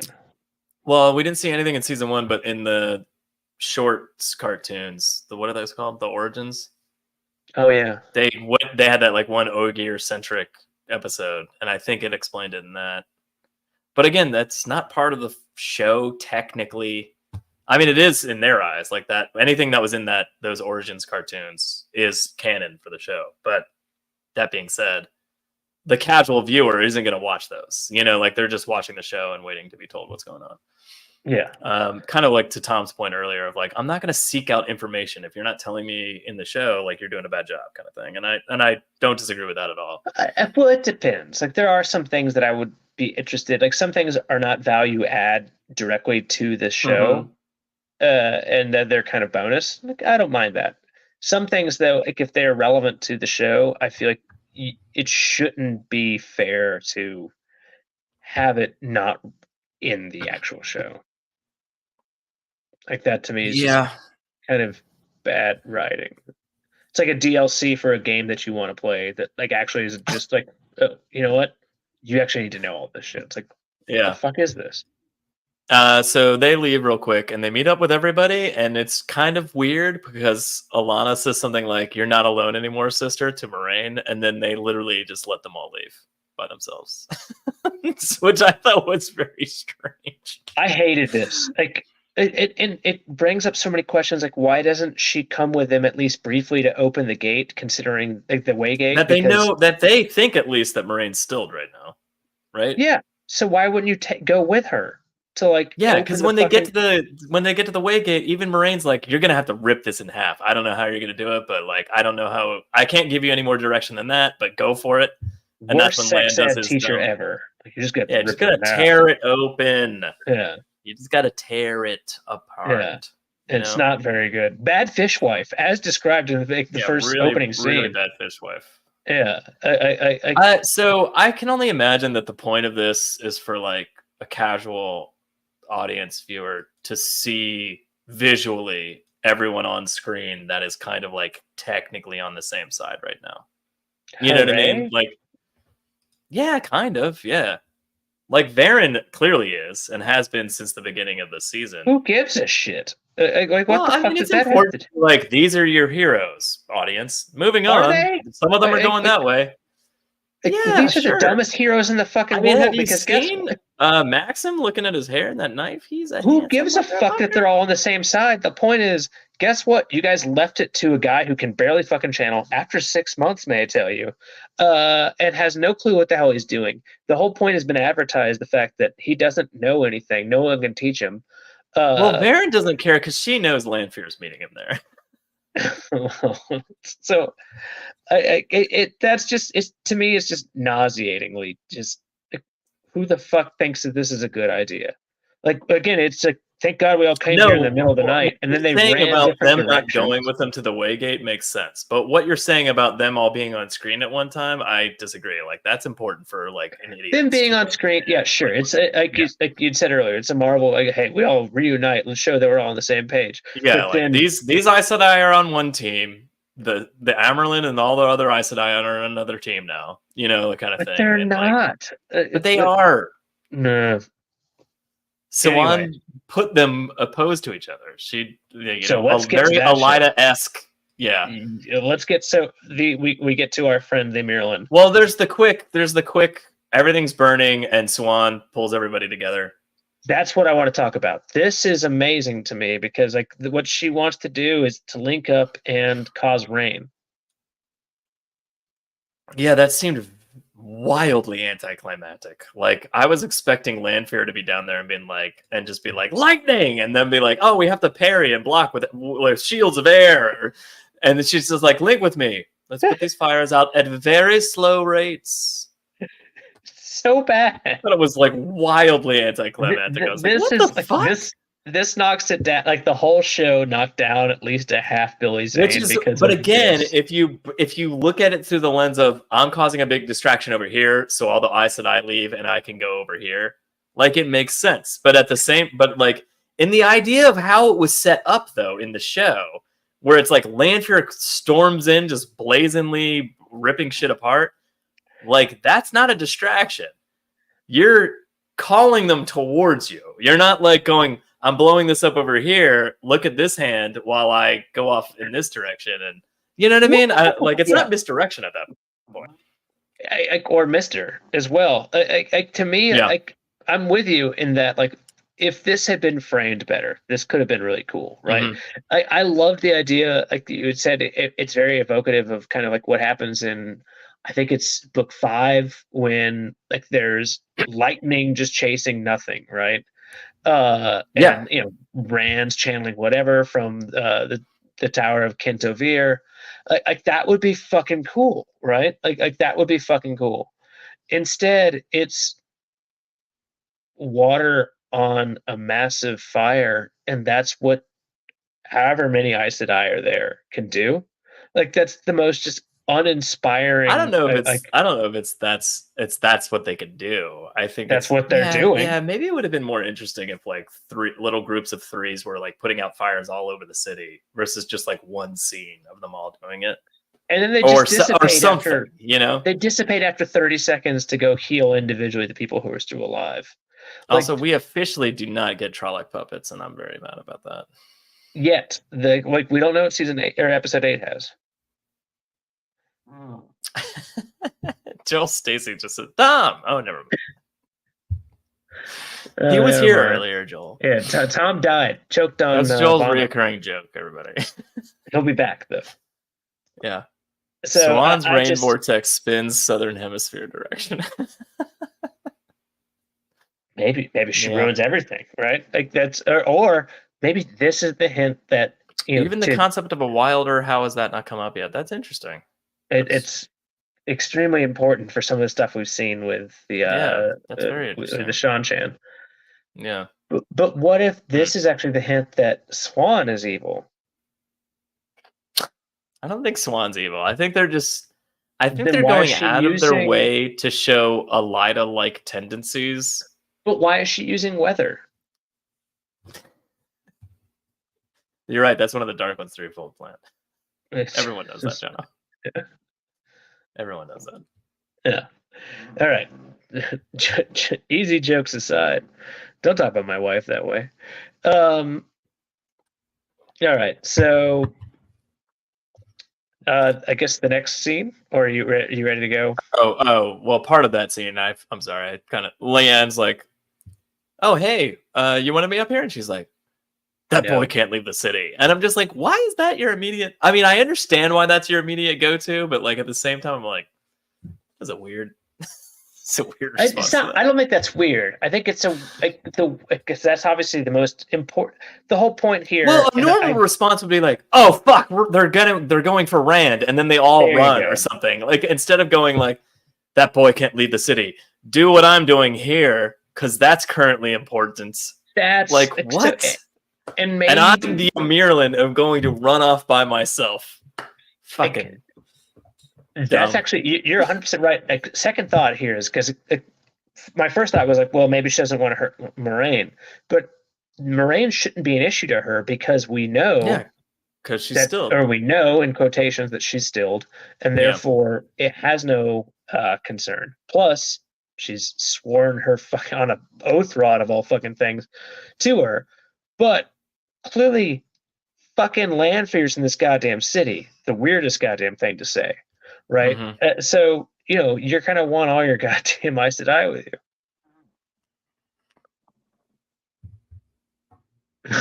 you. You can read that out loud, please. Oh, a tribal princess rescued by Ace Ventura would never be evil. Thank you, YMN Wild. Ace Ventura, Aes Sedai. I know Ace Ventura, Ace Sedai.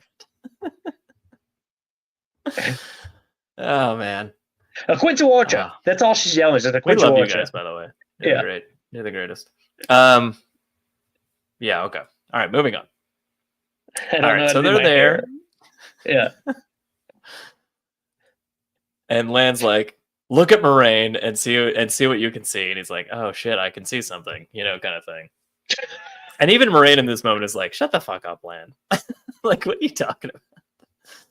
But I mean, again, I know this. Is this stupid? Yes, it's stupid that she's shielded and tied off in the first place and doesn't know, but I liked this part in terms of the show, that he's the one that unravels or cuts it.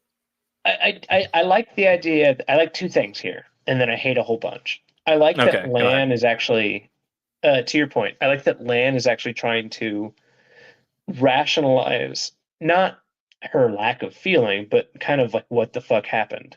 And I hate the consequences therein, that somehow one Forsaken couldn't cut her off, and the weave, that doesn't make any sense. that's fucked up Yeah. and stupid. And that, like, tying off a weave is not known. That's also fucked up and stupid. But leaving those two things aside, I like that Lan has been a proponent for her, like, something good to happen to her.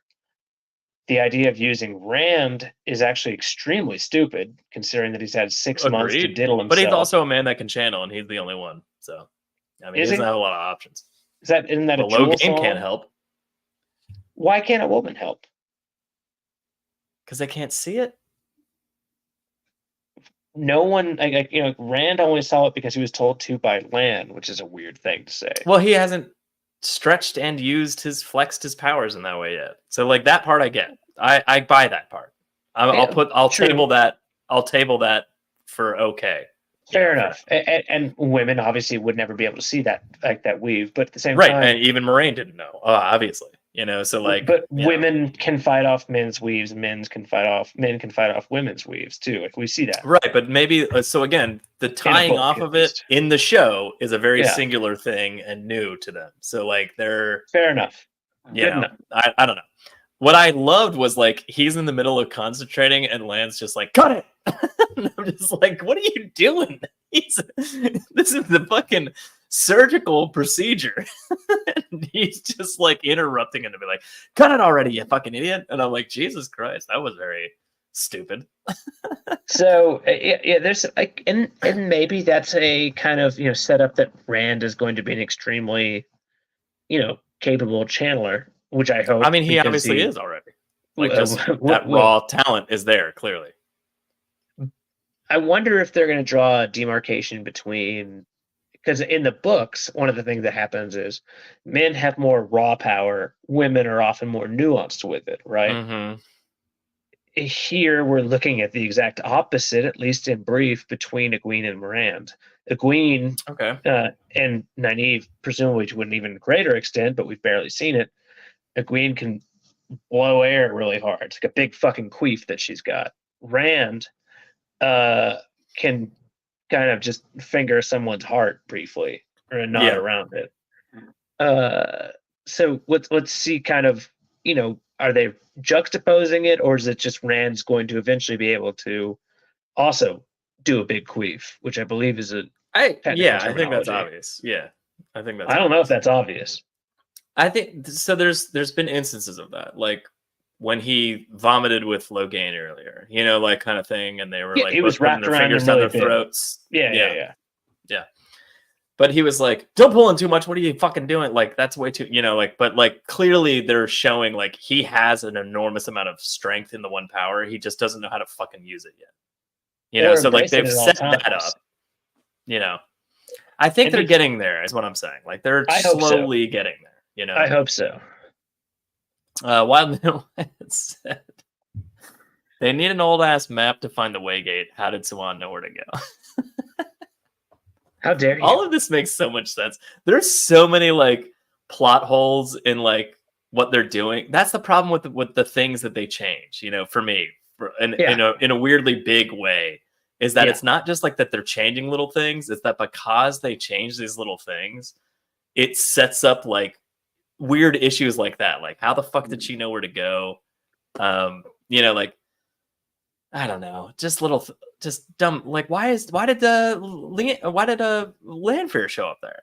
Like kind of thing. Like, Landfear showing up makes some sense. did she go first to talk to Varen and then go, "Oh, gotcha"? Could be. And then, or did she Or it just could go? be- They're going for the Waygate. I know where they're going. Maybe she Like, can feel away. Why would she think he's already free? I don't so many questions. So many. Like, that's They could have literally had a 10-second cut of Landfear looking inside of an empty jail cell and then shown her show up there like 1 minute later, and it would have made sense. Like it would have been like, oh, well, I know where he's going. Like it could have literally just been a facial expression change of like, okay, and then cut, and then that's it. That's all you need. hey, fuck you, Logic Man. Fuck you. Okay, Rand, make a knife, stab her. She probably has mysterious powers. The way the show is going. We hadn't thought about the mysterious powers. That's a great point. Oh yeah, mysterious powers. Yeah. Always thought Swan would untie the knot. Over the years, we talked about this. I knew it was going to be a man. By the way, me and Overseers have been talking a lot in Discord after the show. And, now, what is Discord? Discord is a place that the link's below. Listen, every once in a while when Joe's drunk enough, he hangs out there after the show. But yeah, we were talking about this episode a lot, and like one of the things I was like, well, there's going to be a Waygate, and Matt and Rand and blah blah blah are going to go through it, and then I got like 10 minutes into the episode, and Matt just gets knocked out and wakes up in Falm, and I'm like, okay, never mind, shit. But I was right about the Waygate, Which Moraine opens. Blind leading the incompetent. Leave the writers Didn't alone. Elaine learned to tie a weave for Egwene, who then learned how to do it from Elaine? I don't remember. Yes, that's in the books though. Yeah, which is different. Yes, but eventually, in theory, we will get closer to the books.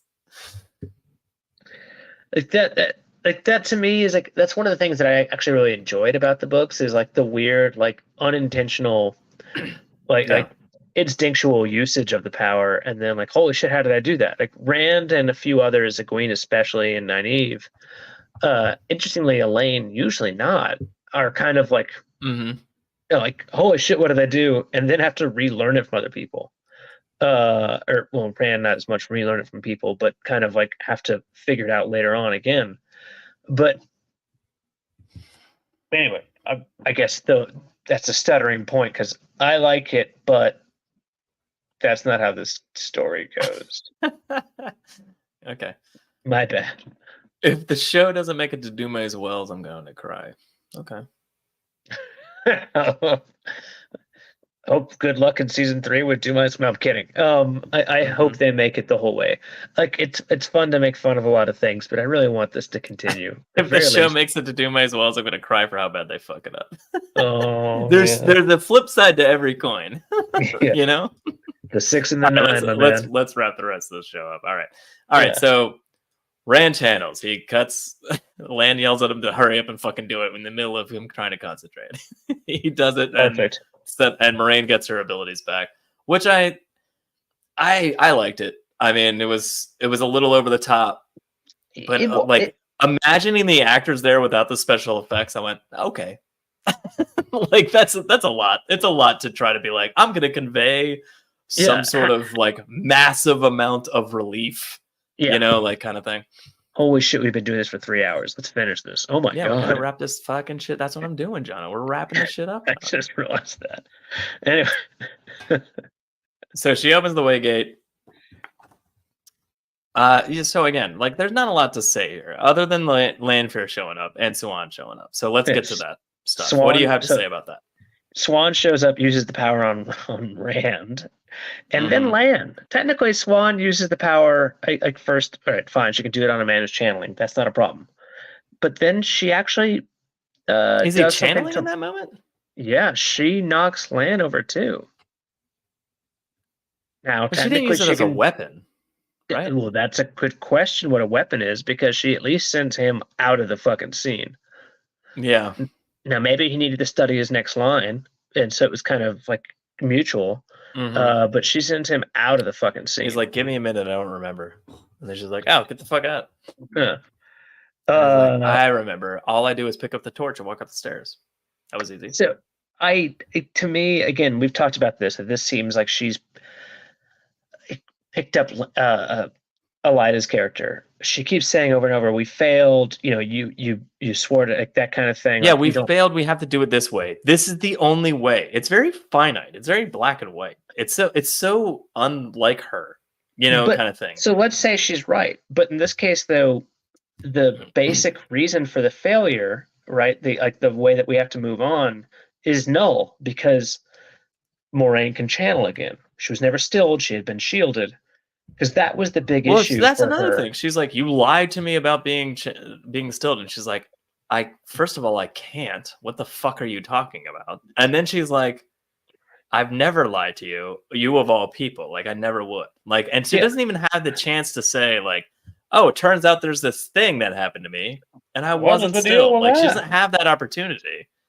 Yes. So it's like, just, what does fucking Swan think at this point? Like, she's Black Aja and can lie? Like, what the fuck? Like, I don't know. Like, it's so very frustrating. It's very again frustrating. the lens. It's the same way that they looked at Lan and like that. Was it last episode or maybe the one before that? But like, yeah. with the whole Where he like, oh, you're either a dark friend and I'm gonna murder you, or you tell me the truth right now. Which is Are you probably talking that about you're when a they're at dark the friend. Forsaken's fortress? Yes, the temple. God damn it! You keep saying fortress.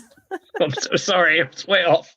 My bad. Wrong, fucked up, made up thing. That's my Wrong, fault. fucked up, made up thing. Exactly. That's on me. But again, like this is just like give it 6 seconds for her to actually speak, which she can, and we could, talk this through real quick. I mean, I do like the dramatic moments of like, please don't make me do that. Like, don't use the oath that way. And then she does, and there's like that level of betrayal. You can actually see the oath go across. Yeah, and her it's tits. it's pretty. very Well, I bad think that's just brassiere. her channeling. Oh yeah, like forcing her to turn around and undo it. Yeah. That was pretty cool. Again, they're showing not too much, but they're showing a lot of that like backstory with Moraine and Swan, and they're trying to show that like the degradation of their relationship, and like Tom is rolling over in. Let's put it this way: bed. Moraine's arc this season has been everything's about the Dragon Reborn. Fuck everything else. Fuck Lan. Fuck everybody. Fuck my family. Fuck Swan. It's all about the Dragon Reborn, and he has to get to the last battle. And she said that multiple times, and I agree with all of that. Yeah, but they've belabored it to that point. But and this is the final like nail in the coffin, so to speak, of her being like, this is the last of my ties to the White Tower, is me being opposed to Swan versus like we're on the same side, so to speak. And I don't hate that. Like I find it interesting, but I don't know. I feel like there's a better way to involve her without going to those extremes this quickly. And I think that not to sound like the cop out is, I like the way the book did it better. But in this case, I think the book did it better not because it's canon, but because of the way that Moraine mentions, in her mind, right? That, she realized that the wheel of time turns as it will, right? The thread of the pattern is going to do what it's going to do, despite the best efforts of what she and Swan and whoever else wants. And the fact is that, despite their best efforts, the best laid plans, too fucking bad. This is Ta'Veren. This is much more. This is the web of the pattern. No matter, like, you've got to just grab on and ride and try to be there, as opposed to write that one down, as opposed to try to guide as deliberately as Swan and Moraine herself thought at the time. Like, that to me is the crux of what this conversation should be. This should be about the fact that, you weren't capable enough to guide, as opposed to you're not able at all because you can't channel. And that's a huge change, because it shows the hubris that is endemic to an Aes Sedai, as opposed to this very Elida-like tendency that is chain him up. Like, that's fucking different. Okay. Yeah. I still think there's differences. So, well, no, I'm listening. I know, but it's also, I don't blame you for just skipping past it, because what the fuck can you do? I think there's differences in what can be differences in what Swan's doing currently and what Elida can do later that could be way darker, like the way they're taking Matt darker already. Maybe they're, I don't know, maybe they're showing Swan abusing the position of a Namerlin currently to show, and in this light fashion, so to speak. Yeah, should we to show talk how about badly, like how much worse it can get with Elida later, kind of thing. Like, Like, So- oh, you think you're on the wrong side of the field now? Like, wait till I show you a lot. Wait till this shit happens. Yeah, So yeah. one thing we haven't mentioned is the fact that happens right here is that Swan kind of, hey, you swore to me. Mm-hmm. That swearing is not something that happens in the regular. I assume it's because, and maybe we saw it in season 1. I just, again, don't remember, that Swan swore to, or Moraine swore to Swan because she loved her. Yeah. Not because that's a regular thing that an Aes Sedai would do. Similarly, we actually see this happen sometimes in the books, but only during the Black Ajah hunting and that kind of thing. So it's, again, weirdly pulling in shit that happens later on in the series into season 2. Okay. Hmm.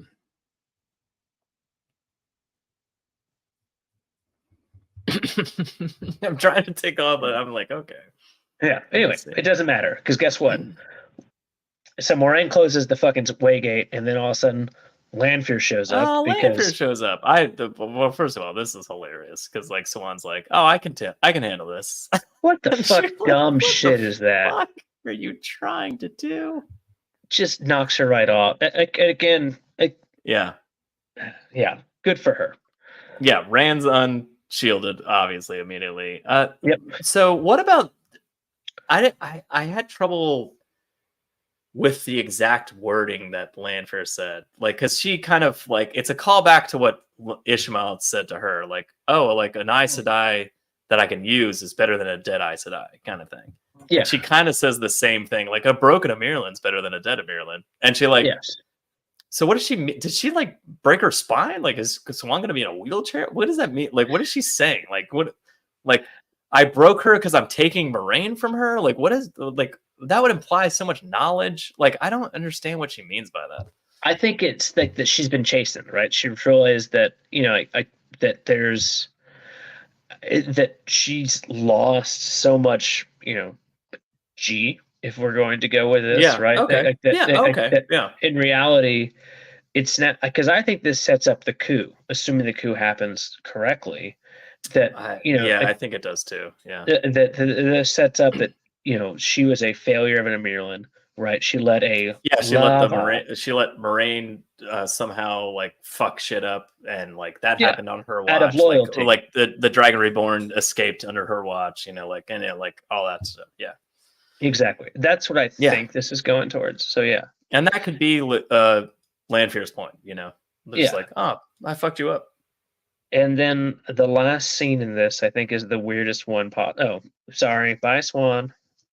But the last one, do you have them walking into the Waygate? Yeah, a little bit. Yeah. The weirdest thing is the idea of Rand, Landfear. Oh yeah, I don't have that shot, but yeah, I know what you're talking about. Yeah, like Lan. It's so funny because like we were talking about this in Discord again, like last week, but like, and just like, what do you think about? And I was like, I think these. I was like, I think these people are going in the Waygate, and like this is what's going to happen, and blah blah blah. The idea that Landfear and Moraine would both walk into the Waygate together with Rand and Lan was like not on my list of things that would fucking with a happen. fucking bunch of tiki torches, like they're goddamn like. I actually did like how Landfear had like a torch and just went and like it just lit up in fire. And like Rand like purposely lit his and like walked in and so did Lan, and then Lan. It's the exact opposite of what that character would ever do, though. Like it'd be much more spiritual. Again, it depends on like what game she's playing with. Ishmael is she just playing his game or is she playing? Can you her imagine own game? Landfear in like not that she'd be. No, I afraid can't of imagine it. Landfear doing a lot of the things she's done. Well, I guess that's true. Yeah. So, talking about the ass to mouth stuff, right? Yeah, of course. Yeah. What else But are we anyway. talking about? Yeah. read the story more closely. Yeah. Anyway, that's the ending for that show, and I was just flabbergasted. Like you said, those few walking together is like the most unexpected. Like, all right, well, it's time to take a 2-day trip through the ways, or however long it's going to take. Like, not that long, right? Well, also, I was like, oh, they're going to go through the ways, right? Like that's the only way they can get there in time, kind of thing. And not it's with that being said, a lot of like the the idea then there is like, well, there's no loyal, so how is Moraine going to navigate the ways? And I'm like, I don't know. Now that Landfear's there, I'm like, well, there you go. It's not an answer I like, but it's an answer, like kind of thing. And I'm like, oh man, I don't know. I did actually like Rand stepping in front of Moraine though, for like once, like that brief, like, she should be dead don't by fucking now. kill her. What is wrong with you? And she's like, another time where somehow he just, says don't do it, and she's like, okay. Yeah, but that still fits with Landfear for me. Her like going like, all right, little baby boy Luce Theron, I'm gonna listen to you right now. Every day. Yeah, I'm gonna listen to you right now because I don't want to like completely rip apart the relationship I have with you, because I think I can keep manipulating you and get what I want. That's how I see that, like maybe. And I buy that, you know what I mean? Like that part I get. It's just the idea of Landfear helping them get to Falm. I don't know. It's just fucking, it's insane. I don't know. Weird. Like, so parts of that I'm just like, what the fuck? Well, I don't know. It's weird. Like, yeah. Ugh. Well, do you need a dick joke to end on, or you want to just call it I a think day? so, yeah. Overseers, are you saying Landfear used Lumos and ripped off Harry Potter? It's actually, why did Landfear light a light globe above her head? Okay. Well, as we all know, everything's a ripoff of Harry Potter. I mean, Cho Chang's on the show. God, for God's sake. I don't know why. Every time I hear Joe Chang, like that's like, oh yeah, that's her name, Joe Chang. What am I saying? What am I saying? It's Joe Chang. It sounds like very improper. Good old Joe Chang. It's just Joe Chang.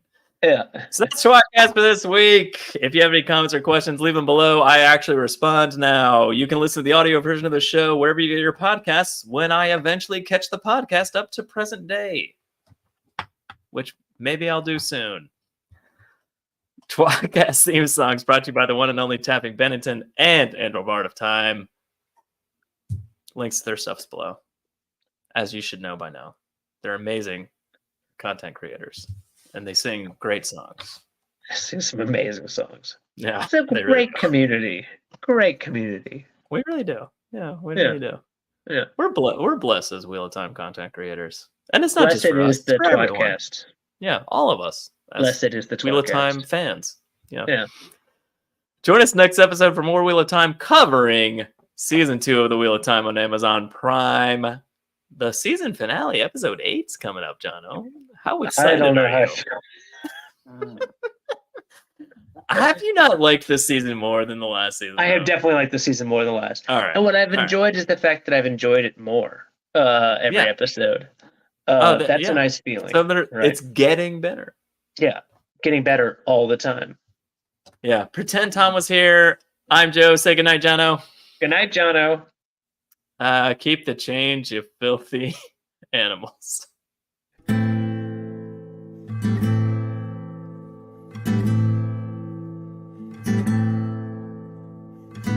Among the first to start, the tWoTcast was so smart to lovingly bash our favorite books.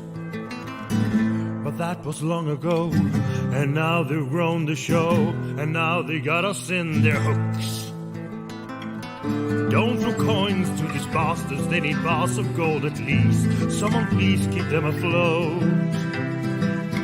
Now let's listen as they once again ramble through a book.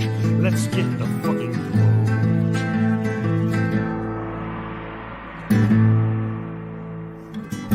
One of them is Tom, but he is barely on. Sometimes he calls into the show.